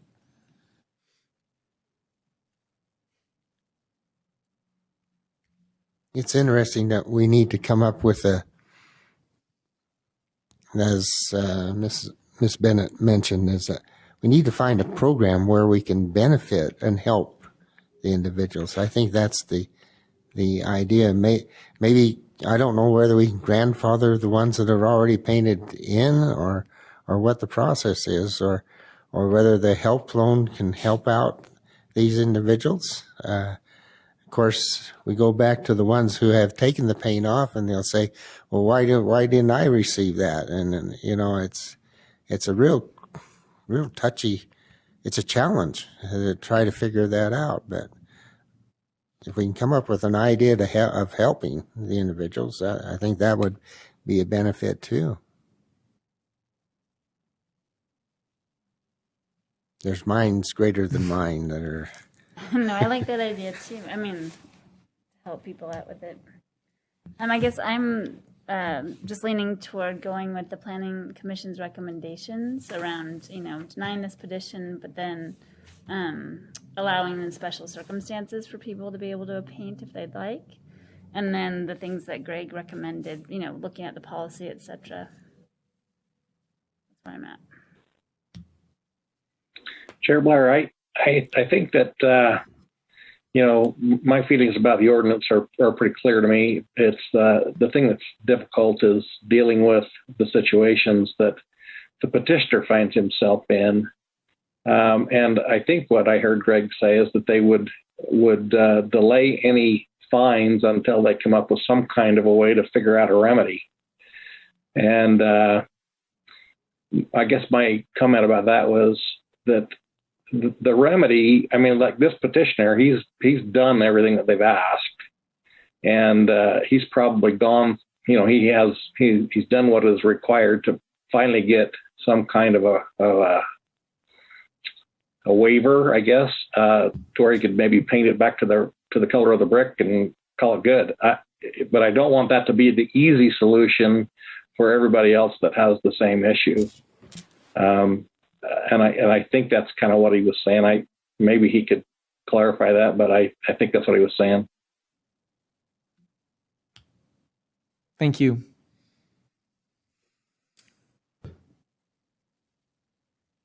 I have just a couple comments.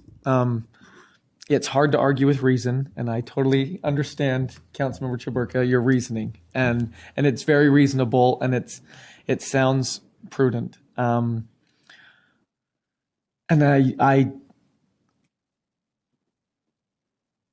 deep down, I probably will agree with you and go with that, just because I think it does protect the greater good.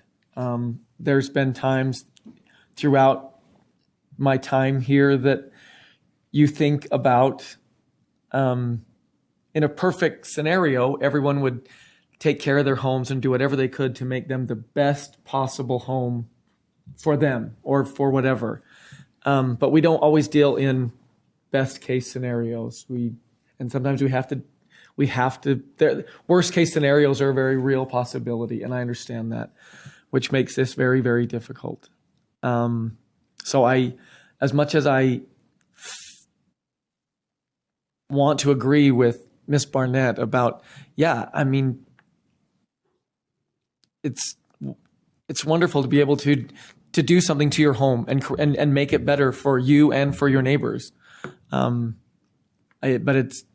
it's hard to just give that power to everyone and not have any oversight over it. So it really is a balancing act. I appreciate Councilmember Heyer bringing up the petitioner and the unique and awkward spot that he is in, and I hope that we as a council and a city can do what we can to work with him, to thank him for taking these steps and bringing light to this situation.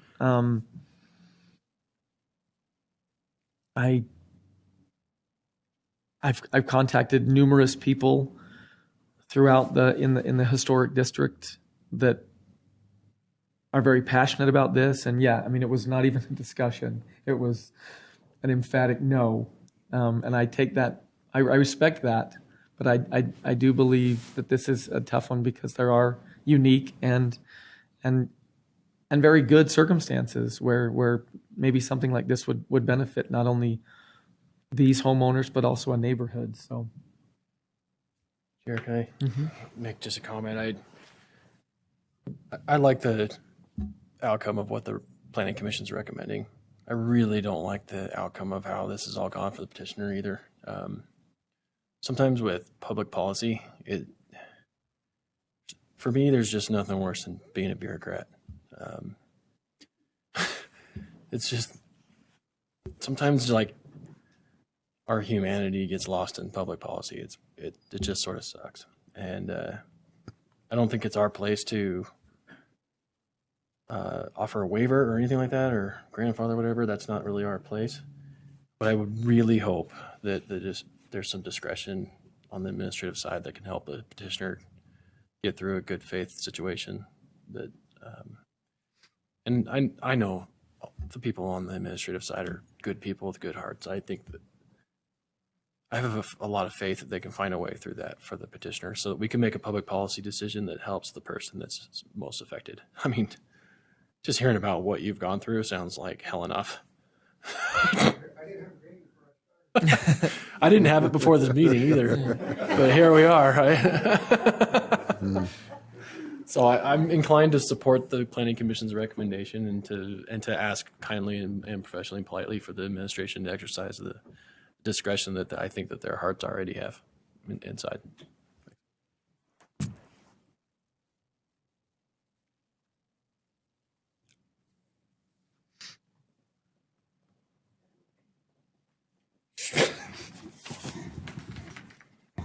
Go ahead.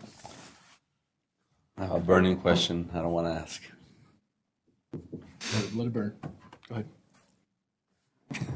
What would happen if somebody wanted to? You know how they do wrapping on cars now? Oh. Do you know how that works? They don't paint them, they wrap them. What would happen if somebody wanted to wrap their brick house? Since you can take it off. Do you really want to answer? Yeah. I'm sorry. It's the next wave. It's the next wave. Everybody, see what you did. The way the regulation reads now is painting or other covering of brick. So that would not be allowed. Yeah, because what we've also seen happen before is someone stuck over the brick, or someone put stone over the brick now. And so the regulation says painting or covering of brick. So that was my question also. If somebody wanted to stone their house, that's not allowed either. Okay. Well, I guess, I mean, that's the other philosophical question is if we don't really want it around this whole area, then you could limit it to those specific areas like I live in that are like, it's marked very plainly everywhere. Yeah. That's what you have to do, you know. I mean, that's the other way, but there's not many of those areas in the cities. Then, I mean, I can tell you tomorrow, if we allow this, there are going to be some people who are like, absolutely not, we're never going to do it because of the damage, you know, all these reasons. But there's other people who are like, oh yeah, I've been waiting to do this. And that 25% is going to increase quite a bit. So I think that's just the more philosophical question is this our job to cordon off this one area to say that we need to preserve it in that whole area? Because I agree, like if you lived in a different neighborhood, you would just do whatever you want and nobody cares, you know? So one thing maybe just add, so in the historic local districts, which are Right. Jefferson, Eccles, and historic local individual properties, which are the Warner Home and other types of things there, everything done to that building on the exterior has to go to the Landmarks Commission, even to repaint, even to, you know, to do anything on the Change exterior of the building. To, And- even and if we- you're just fixing it. And we send letters to remind people of those Yes. provisions. So even whatever you did with this ordinance, those provisions will still be applicable to those homes on the local register. Another point I just want to make a clarification of is hearing the one person talk about their home. We have never gone about that if the home was painted, that you can't repaint it. You know, so the brick had already been painted, even had been multicolors. This regulation doesn't prohibit repainting painted brick already. It's only painting brick that has not been painted before. I want to clarify that because once you've painted it, then you're committed to maintaining it all the rest, and you're going to have to repaint it each time. So, you know, we don't cite someone who's repainting a painted building. Okay. I just want to make that clarification. Okay. Just, Councilmember Chiburka. Oh, yes. You do live in a national historic. It's national zone. and local. National right? and so local. I have to get correct. everything approved on the outside. Which I totally agree. You had mentioned. When I purchased it, it was Yeah. totally above board. I knew that. Yeah. When we had the work session, you had said, yeah, I mean, if somebody tried to paint their brick on your street, neighbors would come running and what are you doing? Geez. And, I mean, yeah. people's heads would explode. But yeah. but that obviously isn't the case in that whole this Right. whole area because someone did paint theirs and Oh, people still get pretty upset about it, but only if they get caught. well, I mean, I guess I don't know. I mean, we had someone say today they painted theirs and Right, but if it's already painted, that's different. That's I guess so. Yeah. So. Okay. Ready for a motion, Chair? Yep. Make a motion we adopt proposed ordinance 2021-61.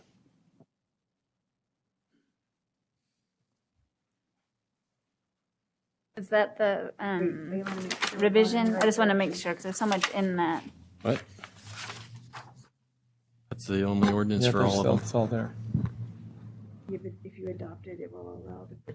Yeah, is that allowing it Oh, or is that gotcha. denying it? To look that up. So the ordinance, sorry, The Chair. ordinance is the Please, same yeah. as the recommendation. Yeah, so the recommendation is to deny the petition and to approve the ordinance, which allows a petitioner or a citizen to go to the planning commission and say, I have a special circumstance. Can I paint my home either the same color as the brick or like a clear seal coat? That's what the ordinance I just says. wanted to make sure. Yeah, me too, because if we I were reading, forgot. was like, Yeah, by the time of that. I'll second that. Okay, thank you. We have a motion by Councilmember Nadolski to adopt proposed ordinance 2021-61 and a second by Councilmember Chiburka. This is a roll call vote.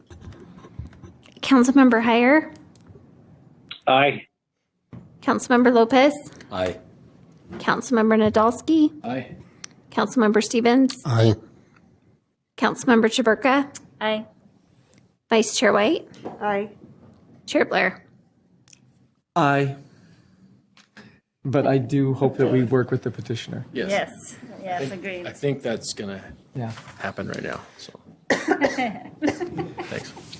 Thank you. Thank you so much for all of your work. Sorry for everything you've been through. Thank you. Next up is public comments. This is an opportunity to address the council regarding any concerns or topics. Please state your name and address for the record and limit your comments to 3 minutes.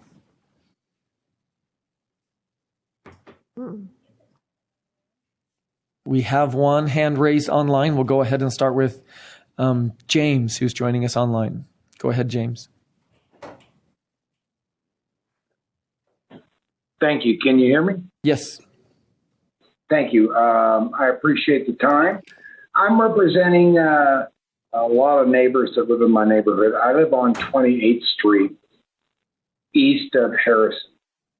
And we're having a huge problem with speeding and running stop signs.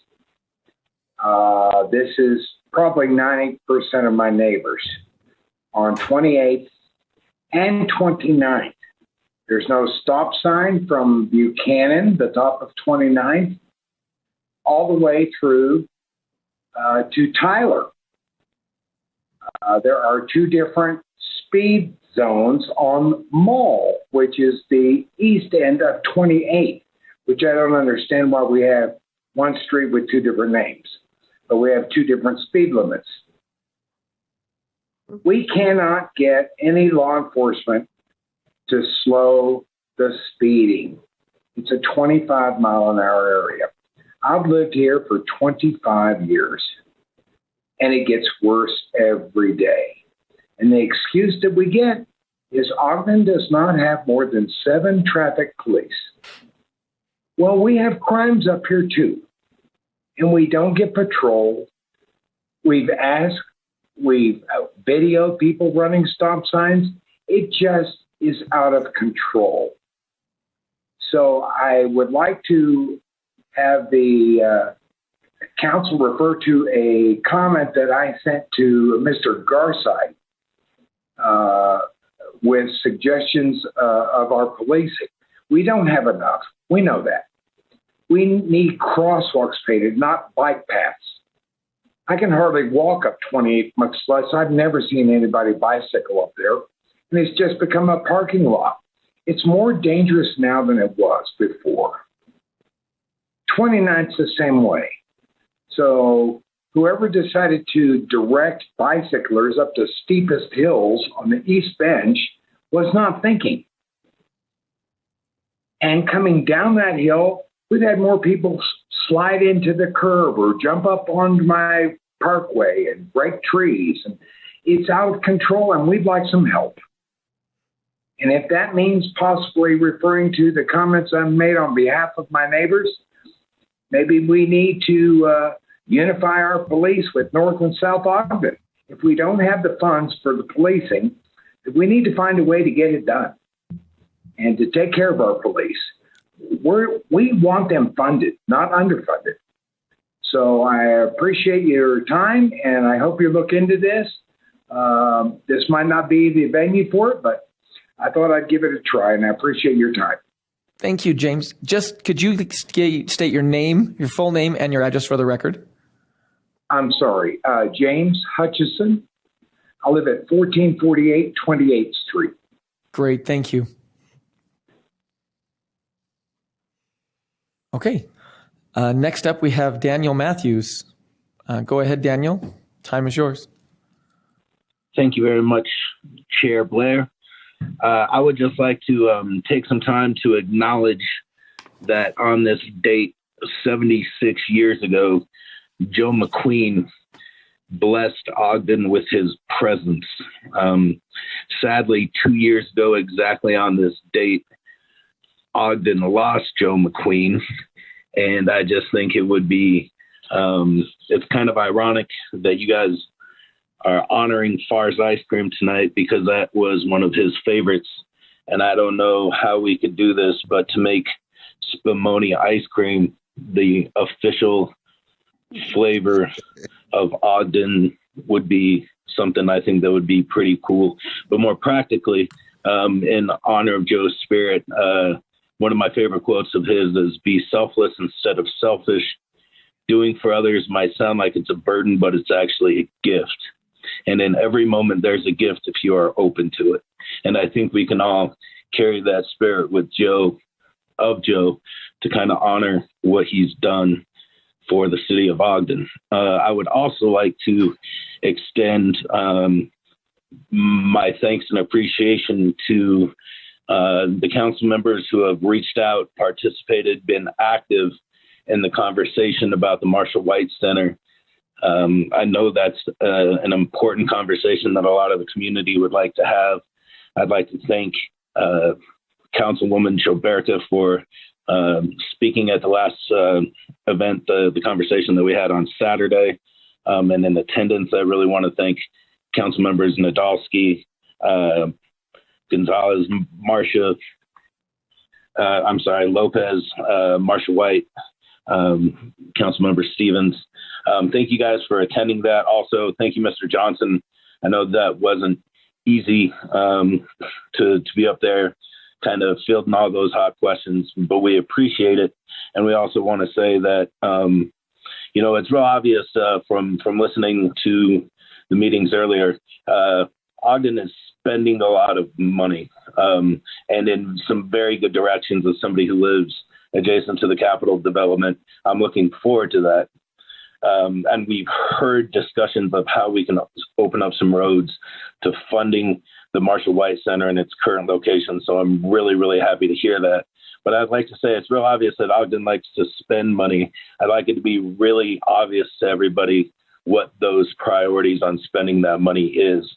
So thank you guys for having open conversations. And I encourage members of our community who are concerned about the Marshall White Center to check out the master plan, the rec master plan that was created in 2016 to give a window on this discussion. Thank you, everybody. Thank you.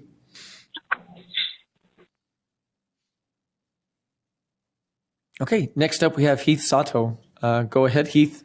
The time is yours. Thank you, Chair Blair.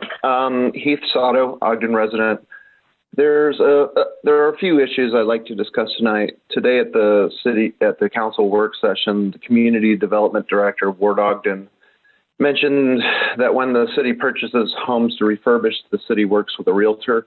I was just wondering who that realtor is, if it's always the same one, and how does one get that position? I found this is kind of an important kind of question to ask with this administration.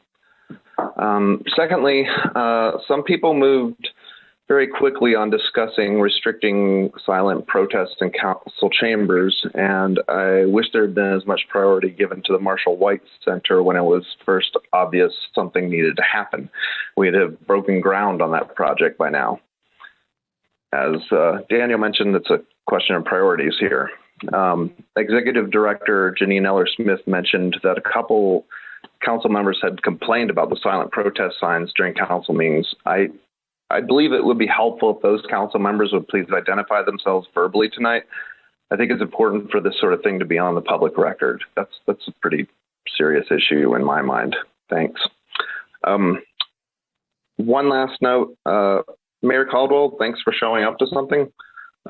Just in the last month, you were missing in action for things as simple as appointing the Christmas Village mayor, to the massive opening of the Dumke Arts Plaza, but more importantly, the public meeting about the Marshall White Center. You sent a city employee to take your place in each case, and in the case of the Marshall White Center, to take the heat from the public that frankly you should face as the mayor, not a city employee. Shame on you. I have literally never seen you show up for something where you had to answer questions from the general public, even when campaigning. Mayor Caldwell, tonight would be a great night to finally show some leadership on the Marshall White Center. Can you explain why exactly we're paying you $18,000 a month in salary and benefits?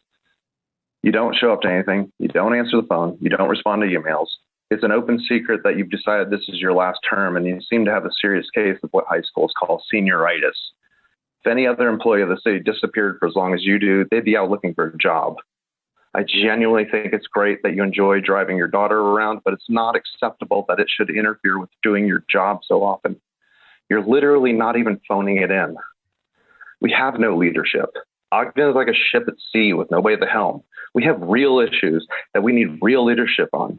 Mayor Caldwell, I'm glad you finally showed up tonight. Show some leadership for once and speak up on some issues in a meaningful way, or stop accepting our taxpayer money for your salary. Thank you.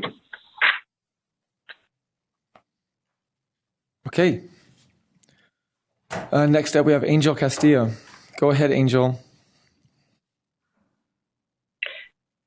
Good evening, Angel Castillo, Ogden resident. And my Far ice cream story is when I had my hip surgery a couple of years ago. The first thing that I wanted when I came out of surgery was a Far's ice cream chocolate malt because they're delicious. So I appreciate that we recognized them as a legacy business in Ogden. I'd also like to thank the city council members, specifically Councilmember Nadolski, for leading out with planting a flag in the sand, making a decision about the Marshall White Center, and for all of the council members that have regularly engaged with the community and tried to wrestle this whole thing down. It shouldn't have taken as long as it did, but I'm glad that there is now the courage to act and do something as opposed to be crippled by endless planning and endless talking. So thank you for that. I'd like to give a nod to Mr. Hutchinson, who was complaining about safety issues. And it wasn't the first time that we heard safety issues this evening. We heard it from multiple folks. And there's a reason for that. We've had, in 1998, we had 144 sworn officers, and in 1990, our population was 64,000. And we have 145 sworn officers, more or less. That's not fully staffed, but we'll take that. That's what's allocated, what we're supposed to have. But, 2020 census, we're at 88,000 folks. I mean, it's a simple math equation. We're not getting the kind of policing that we want or that we deserve because we're not prioritizing things that are important to the community. Things like the Marshall White Center, things like policing and public safety. And I'd like to list up Councilmember Nadolski's comments about how we don't have to spend ARP money on something that we can use our different funds for. We can take BDO revenue and we can allocate that to the Marshall White Center. We can allocate that to supporting our officers, and we can use those ARP funds. Weber County has $50.4 million, and we have $25 million, and we can apply for more. There's more money. There are 22 cities that declined their money, and it's money that we've all paid for as citizens, that we've all paid into the federal government. And if we don't take it, somebody else will. So we might as well try to fix our infrastructure problems, and we might as well try to beef up our public safety, and we might as well give the city the community rec center that it deserves at the current location. Thank you. Thank you. Next hand raised is Taylor Knuth. Go ahead, Taylor. The time is yours. Hi, everyone. Thanks for having me tonight. Taylor Knuth. I live in East Central Ogden. I want to first start off by echoing the sentiments of my neighbor, Ava, who spoke tonight on the Rite Aid location. Ava was spot on in most of her comments about East Central lacking quality lighting. Even for the last, I would say, 4 or 5 months, a large pile of dirt has been located in front of the Golden Hours facility. I've called on it several times with little to no action until this morning. Someone finally moved the dirt pile, and in addition to the dirt pile, right next to it was a rather large hole, maybe 8 feet deep, that was covered with wooden pallets. There's a lot of safety concerns in our community, so I just want to echo that and encourage community and economic development to pay attention. Additionally, the city hired a consultant, Marty, I forgot Marty's last name, to be the resident liaison. He's not once knocked on my door. He's not once engaged me in the bus rapid transit project at his behest. On my account, I've called him at least a dozen times to talk about damage. and to my home from the road construction. And we're paying him a hefty sum. So I would really encourage someone from administration to follow up on why we're paying him to do the job that he's being paid for. Secondly, I just want to talk about the Marshall White Center, as I'm sure you all are not surprised by that. First, I want to thank all the council members who attended our community conversation on Saturday. I think it was really generative, and I did genuinely leave that meeting with a little bit more hope that the city would do right by Marshall White and rebuild a world-class facility at that location, honoring a fallen officer, a fallen detective, Marshall White. And I think a comment that Councilmember Lopez said in our community conversation is really hitting home, especially in context with Keith Sato's comments earlier. There is a void of leadership from this mayor and this administrative team. I really don't recall the last time the mayor showed up to anything involving a community conversation. And in the one that I am thinking about, he said that he felt like he was at the end of a shooting gallery and he felt like he was the chief complaint officer. So I would really encourage this mayor and this team to reevaluate their commitment to community engagement, really engaging the community in authentic ways.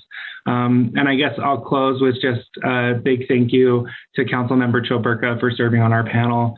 And of course, Jeremy Shinoda, Sean Bishop, Chief Administrative Officer Mark Johnson, and Representative Rosemary Lesser. Thanks and have a good night. Thank you.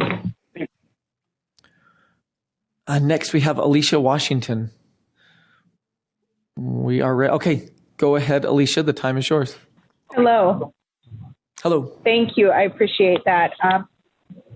I just want to echo what some other community members have said, which is, first of all, thank you for your active participation in the community conversation that happened on Saturday. And I wanted to give you a heads up that the video recording of that meeting will be sent out to each of you and to administration, along with the note cards that had questions from the community members that if you wish to address just on your personal social sites or your council social sites, that would be great. I look forward to continued conversations, and I look forward to watching the next steps that come out of the work session that happened earlier in regards to the Marshall White Center, and to remind you to lean heavily on the volunteers that make up the Diversity Commission and the Marshall White Committee, advisors. I can't get my words, y'all. But I look forward to you leaning into them as much as possible and leaning into the surveys that they've conducted throughout the city and those results, and really taking time and that additional investment to get their points of view as you move forward with this resolution. It's always a good time to do right by Marshall White. Let's continue forward, and I will get those emails sent out shortly. Thank you. Thank you.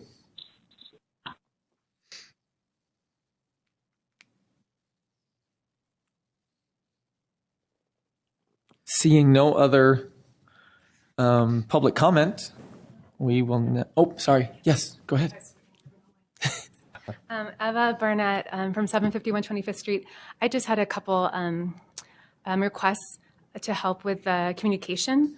Thank you. And connection with, just everyday folks of Ogden, which I know you are too, you live here, but some of us don't have experience with what you do. And I can honestly say that like 3 months ago, I never would have come to a meeting like this because I just would have felt intimidated, even though I have a college degree in public speaking experience. I don't have this kind of experience. This is different.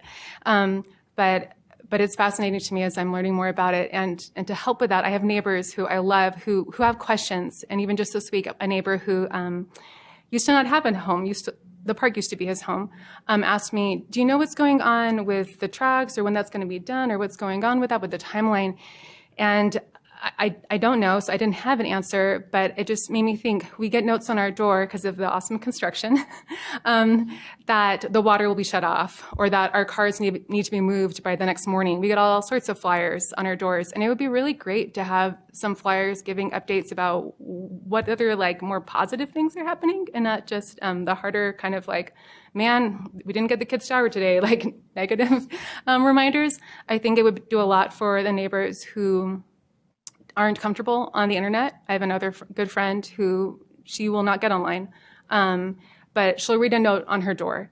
And I know she's not the only one like that. There are different reasons people can't have the internet.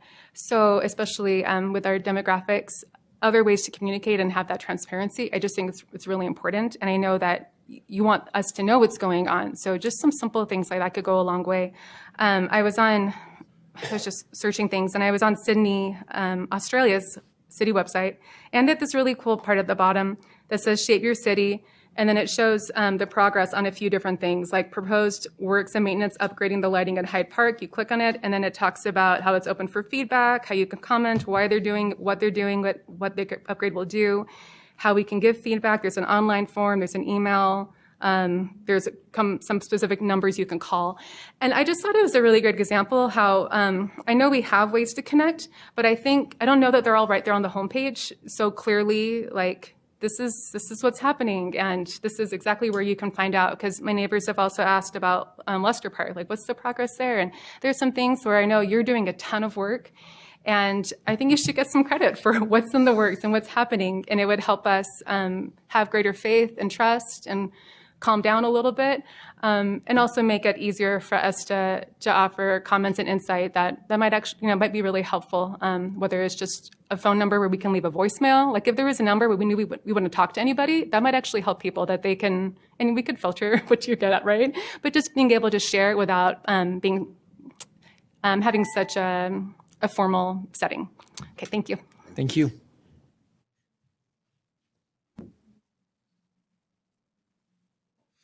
Okay, now seeing no more further comment, we'll go ahead and take comments from the mayor.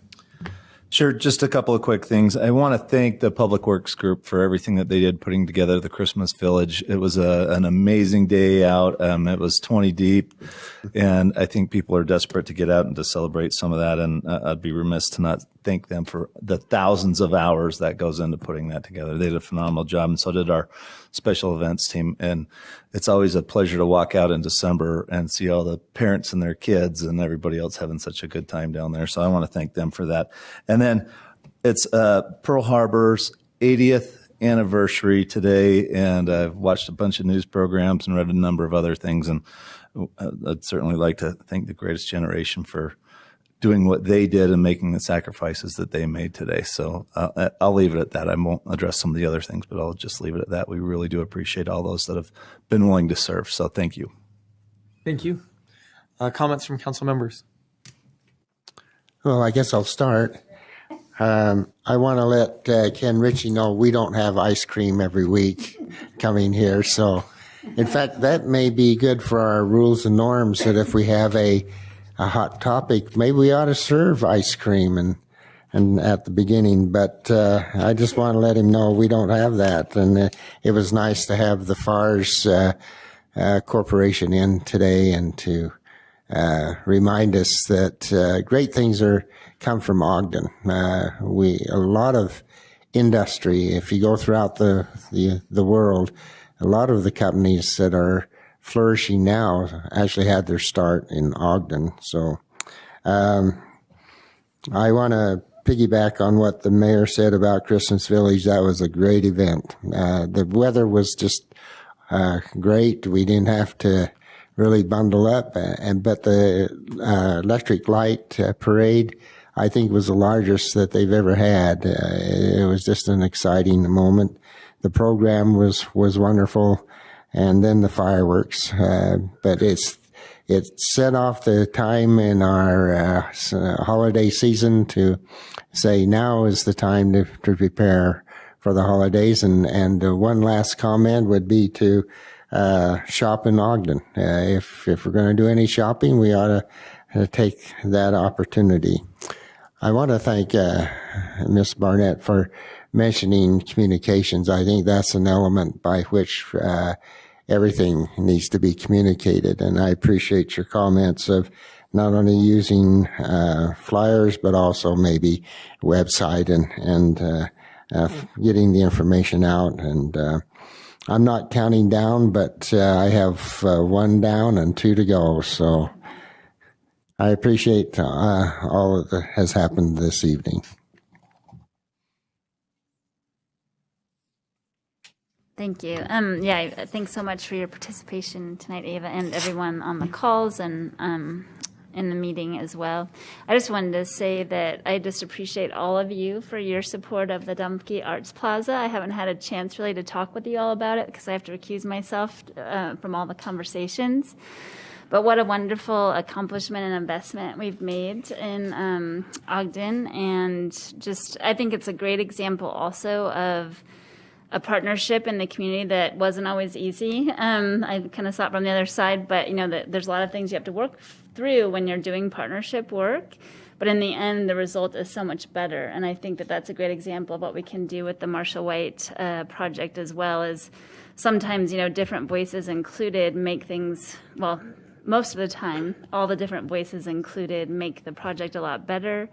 Great community buy-in, and then also you can garner more and more support for it. And then in this case, especially when we're looking for funding, I think that's a way to also celebrate that too. So I appreciate that, and I appreciate the group for putting on that conversation so that we could have that venue and that discussion at that time. So really appreciate all the work that that group has done.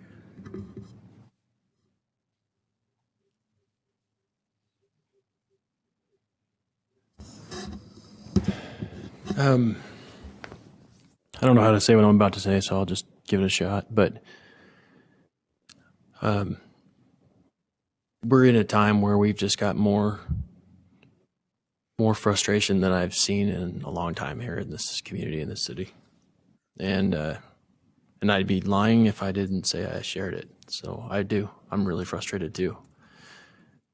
There have been times that I've let my frustration show. And there's times that people in the community are letting their frustrations show, and I don't think that makes any of them bad people. I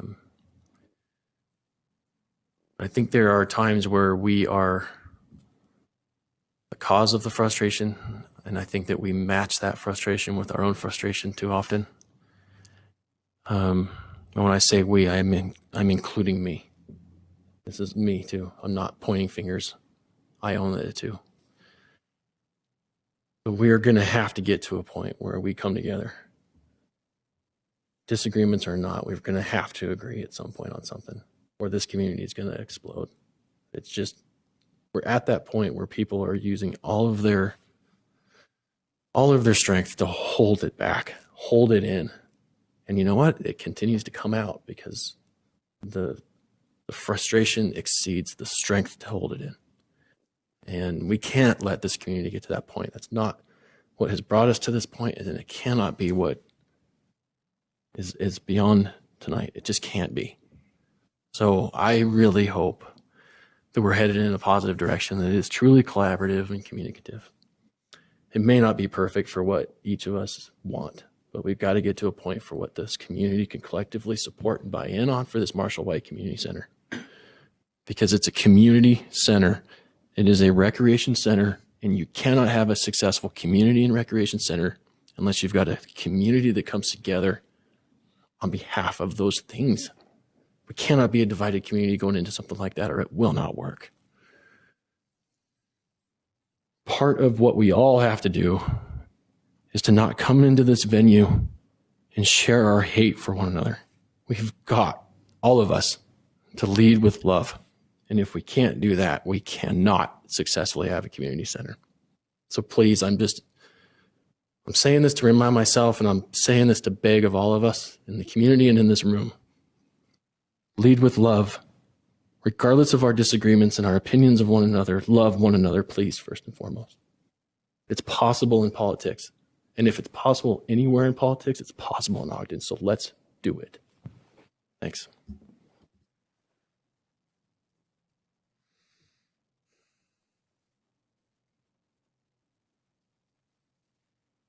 I just want to, I don't know if I want to follow that. But just real quick, I want to thank Mr. Hutchison for his comments. I've actually had more people than not talk about the speeding. I know some of those people have called trying to get either officers out there or speed bumps.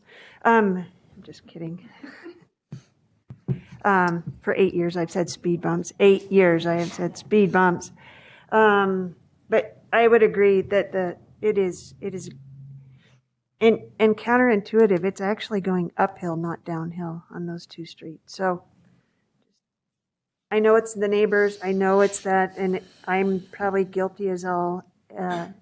And if I get a ticket, that's great, but I'll pay it. But we need to slow some people down because somebody's going to get hurt or killed pretty quickly. Thank you, Mr. Hutchinson, for bringing that up.